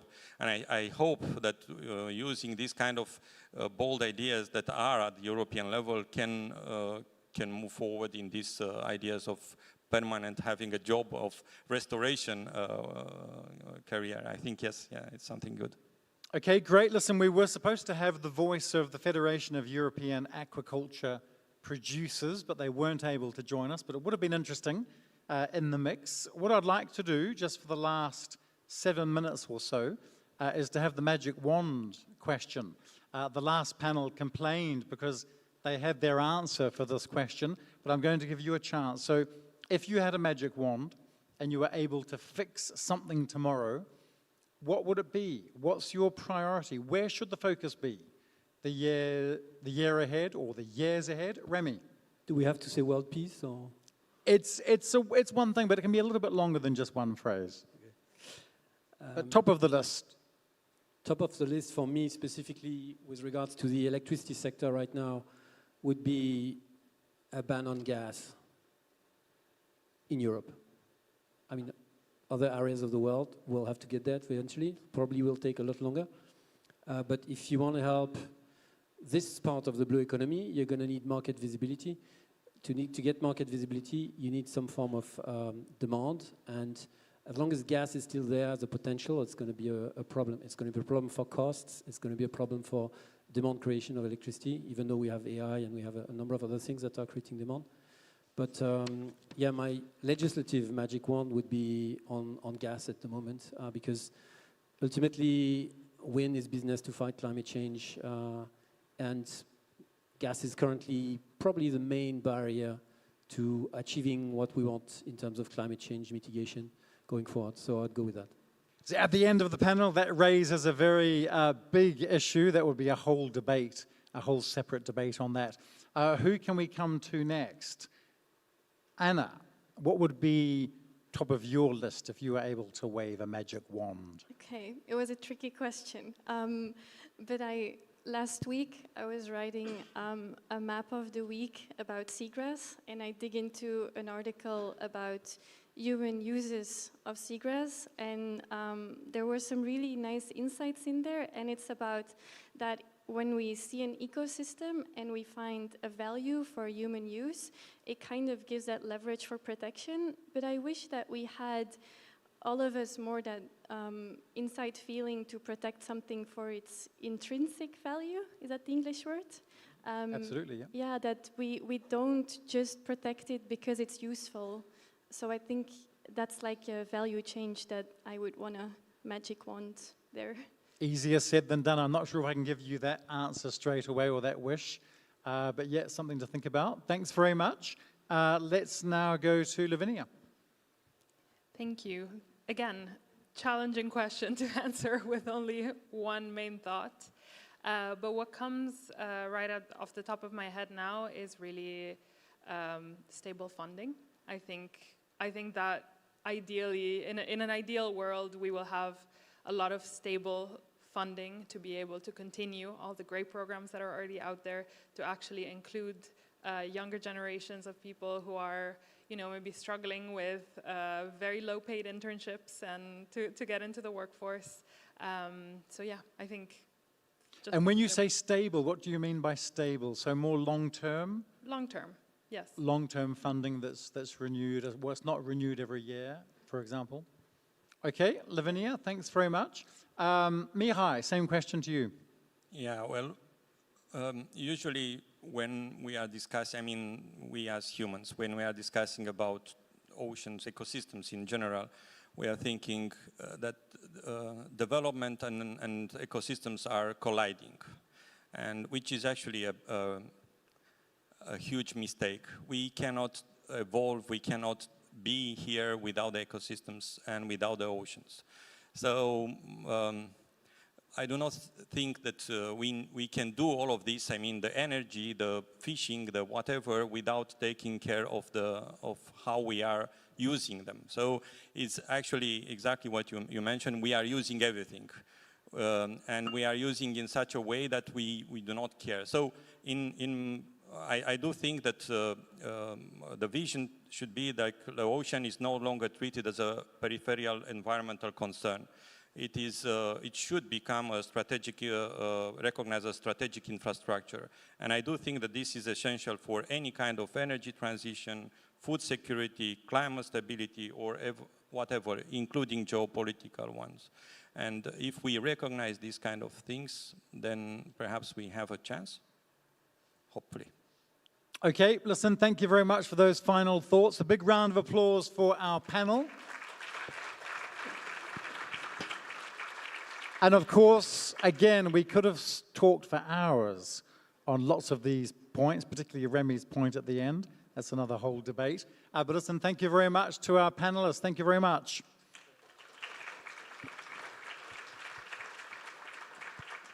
And what we'd like to do to close this session, and also 3 of the panels we've had, I'd like to call on Delilah El-Kuderi, Maritime Policy and Blue Economy Director at DJ Murray, for some closing remarks after hearing these 3 panels. Warm round of applause for Delilah. Thank you very much.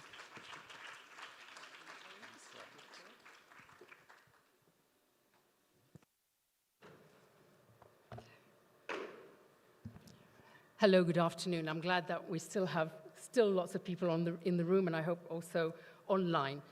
And dear esteemed friends of the ocean, I think it's been quite a long and exciting day, so I'm going to try and be succinct and energetic so that we close day 1 and today's event. And it's a great pleasure for me to do so. And so we are coming to a close of this very inspiring day of the 2026 European Ocean Days. Let us take a moment to appreciate. There was a lot of energy today, engagement, I would say, enthusiasm that all of you have brought with you. And today, I would say it has been an incredible start. We had a chance to connect. We've heard a lot of sharing through our panels today. We've been engaging in meaningful discussions about the ocean, the European Ocean Pact, and what the ocean means for all of us. We've also laid the groundwork for what promises to be a week of full dialogue, learning, discussions, and collaboration. I understand that we had around 250 people today on the premises, but we had also a lot more who joined us online. Policymakers, you saw them this morning, research and scientists, you've heard them in the panelists as well, employers, employees in the blue economy sector, educators, and our wonderful students that were sitting here in the front row in the first panel. This diversity is not incidental. As we heard, it is essential. The ocean is complex. It is a complex system that is very highly connected. And I really appreciate those words that I heard from Mihai. Because the ocean is not just linked to one sector, as we heard. It's not one profession. It's not one generation. And it concerns all of us as a society. And we began this morning with an artistic call to action. This was a shared moment that reminds us the ocean is also emotion. And we heard this from Shalina Vicheva. She said it twice, actually, in the morning, but also in the afternoon. It is our heritage. It's also our identity. And it calls for us not just to analyze it, as we just heard also with the panel just before, but for us to act. And I hope that this experience stays with you and inspires you to help to make the Ocean Pact a reality. We were also really, truly honored that we had our President von der Leyen this morning opening this 2026 edition of the European Ocean Days. She had a very clear message for us. It was clear, it was strong, and it was unmistakable. The ocean matters. And it matters, as we've heard all along today, for Europe's prosperity. It matters for our resilience in all dimensions. It also matters for our climate goals, our competitiveness, our security, but also our global leadership. It is also high on the political agenda, not as a side issue anymore, but also as a strategic priority for Europe's future. And this powerful opening by our President von der Leyen was also followed by a high-level panel on the European Ocean Pact that was moderated by Director General DG Mare Shalina Viceva. It was a discussion that basically highlighted both the ambition, but also, very importantly, the complexity of all the things that we have to deliver and what lies ahead. And what's very good is that the Ocean Pact brings coherence. We heard a lot of fragmentation being discussed and so on. So it brings coherence where we have this fragmentation. We heard how it connects maritime affairs, environment, research, innovation, transport, industry, tourism, and more, recognizing that ocean policy cannot succeed in silos. And this morning we also heard from a number of Commission services working on major initiatives under the Pact. We heard of the ports and maritime, industrial, and tourism strategies that are going to be adopted in a couple of days, but also later on in June. Of course, our Ocean Observation Initiative, Ocean Eye, extremely important. Our Ocean Research and Innovation Strategy, the revision of the Marine Strategy Framework Directive. Each of these initiatives have their own sets of objectives, but together under the Pact, they form a coherent vision. A Europe that protects, a Europe that restores marine ecosystems, but at the same time, very importantly, it builds a competitive, innovative, and sustainable blue economy that operates, very importantly, in a safe and secure environment. An effective governance of the ocean requires, as we heard several times today, coordination at all levels. Governments must work with industry. Industry must work with scientists. Scientists need to work with local communities, and so on. And all of them, all of us, we have to work with citizens. And only through this alignment can we ensure that ocean protection, economic development reinforce each other and do not compete with each other. And this afternoon, well, this afternoon was really the heart of the topic of the blue economy: education, skills, and careers. And in our first panel, we explored education pathways into blue careers. We had a wonderful front row of our future generation, very inspiring, dying to grab the microphone so that they can say a few words. We discussed the importance of sparking curiosity about the ocean from a very early stage, kindergarten we heard, integrating ocean education into school curricula, inspiring young minds, creating that passion in them to be associated with the ocean, and showing that the ocean is not only something to admire, but is also a field in which they can build meaningful and impactful careers. And the second panel, equally very interesting, focused on equipping blue workers with the knowledge and skills needed to meet the challenges today, tomorrow, and also in the future. And the blue economy is rapidly evolving, and it demands a number of mix of skills: digital, blue, green, technical, entrepreneurial thinking. But we would also add to the mix, from what I heard, also sustainability, the impact of climate change, but very importantly, handling complexity and connected systems because of the different things that we heard about. Very, very important. So we looked at the ways to better match education and training with labor market needs, anticipating emerging sectors and ensuring that no talent is left untapped. Very important also that no talent is left behind. And the third panel addressed a particularly pressing issue: generation renewal.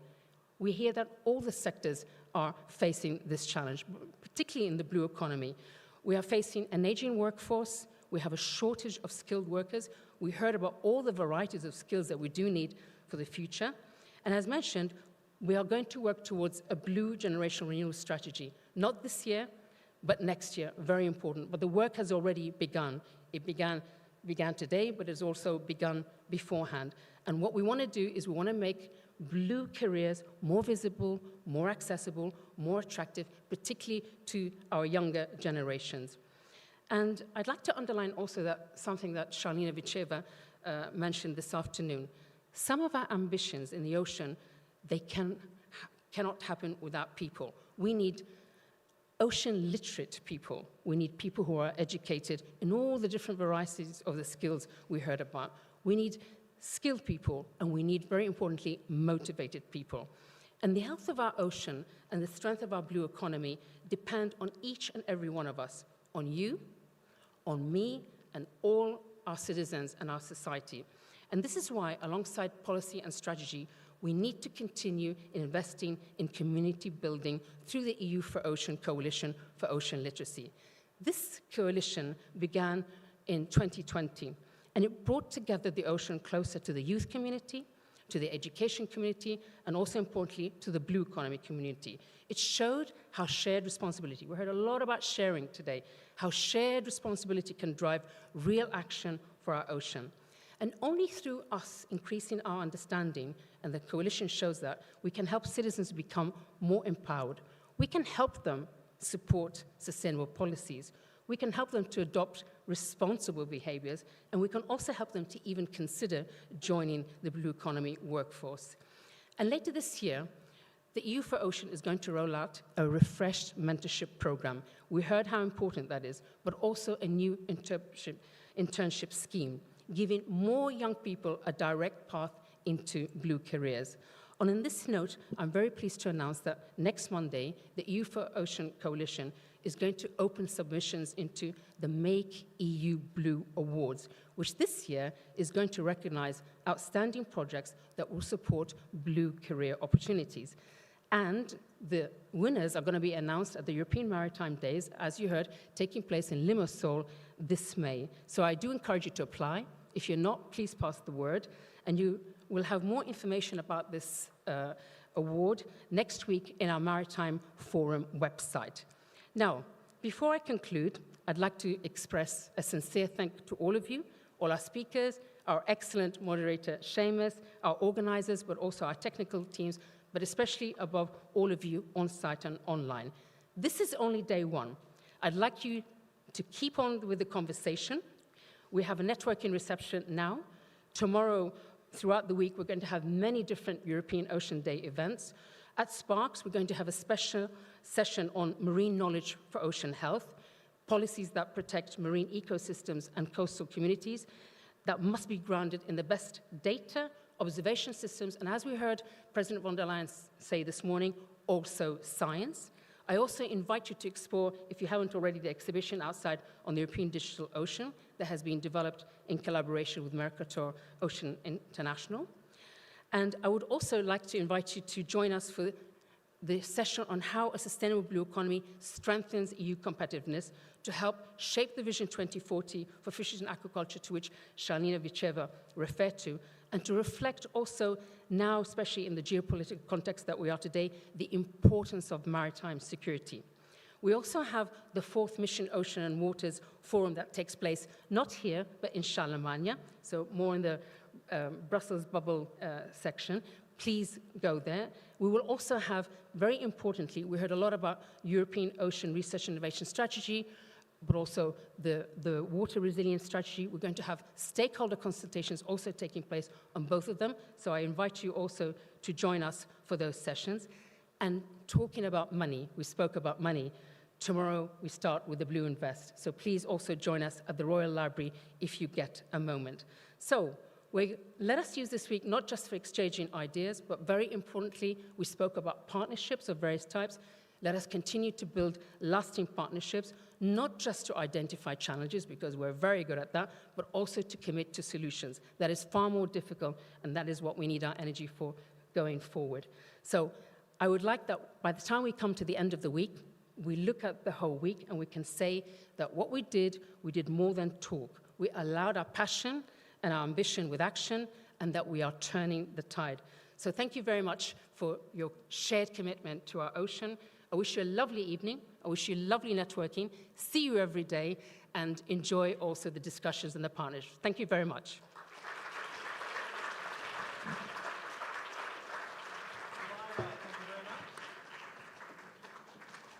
Thank you very much, Delilah. And we wanted to close today, the very first day, just before the networking cocktail, with a quick word about somebody that we had working furiously this morning is our graphical recorder, Maria Fulquier Garcia. And she's captured a lot of people with lots of nice phrases. Europe at the forefront of global ocean governance. It's her take on the opening session, first of all. The ocean is central to our way of life, and it's under threat. The Ocean Eye, the initiative announced there as well. Great to see some of these things. A cohesive vision for enhancing maritime security, diplomacy, coastal communities. And there's a second slide as well. If we just go to the second one, which was the high-level panel, which was looking at today and tomorrow of the Ocean Pact. And we can see the key people there taking part in the panel. A holistic approach, shared governance, inclusive, coherent, need for a coherent framework. Don't hesitate to take photos of these. These are great.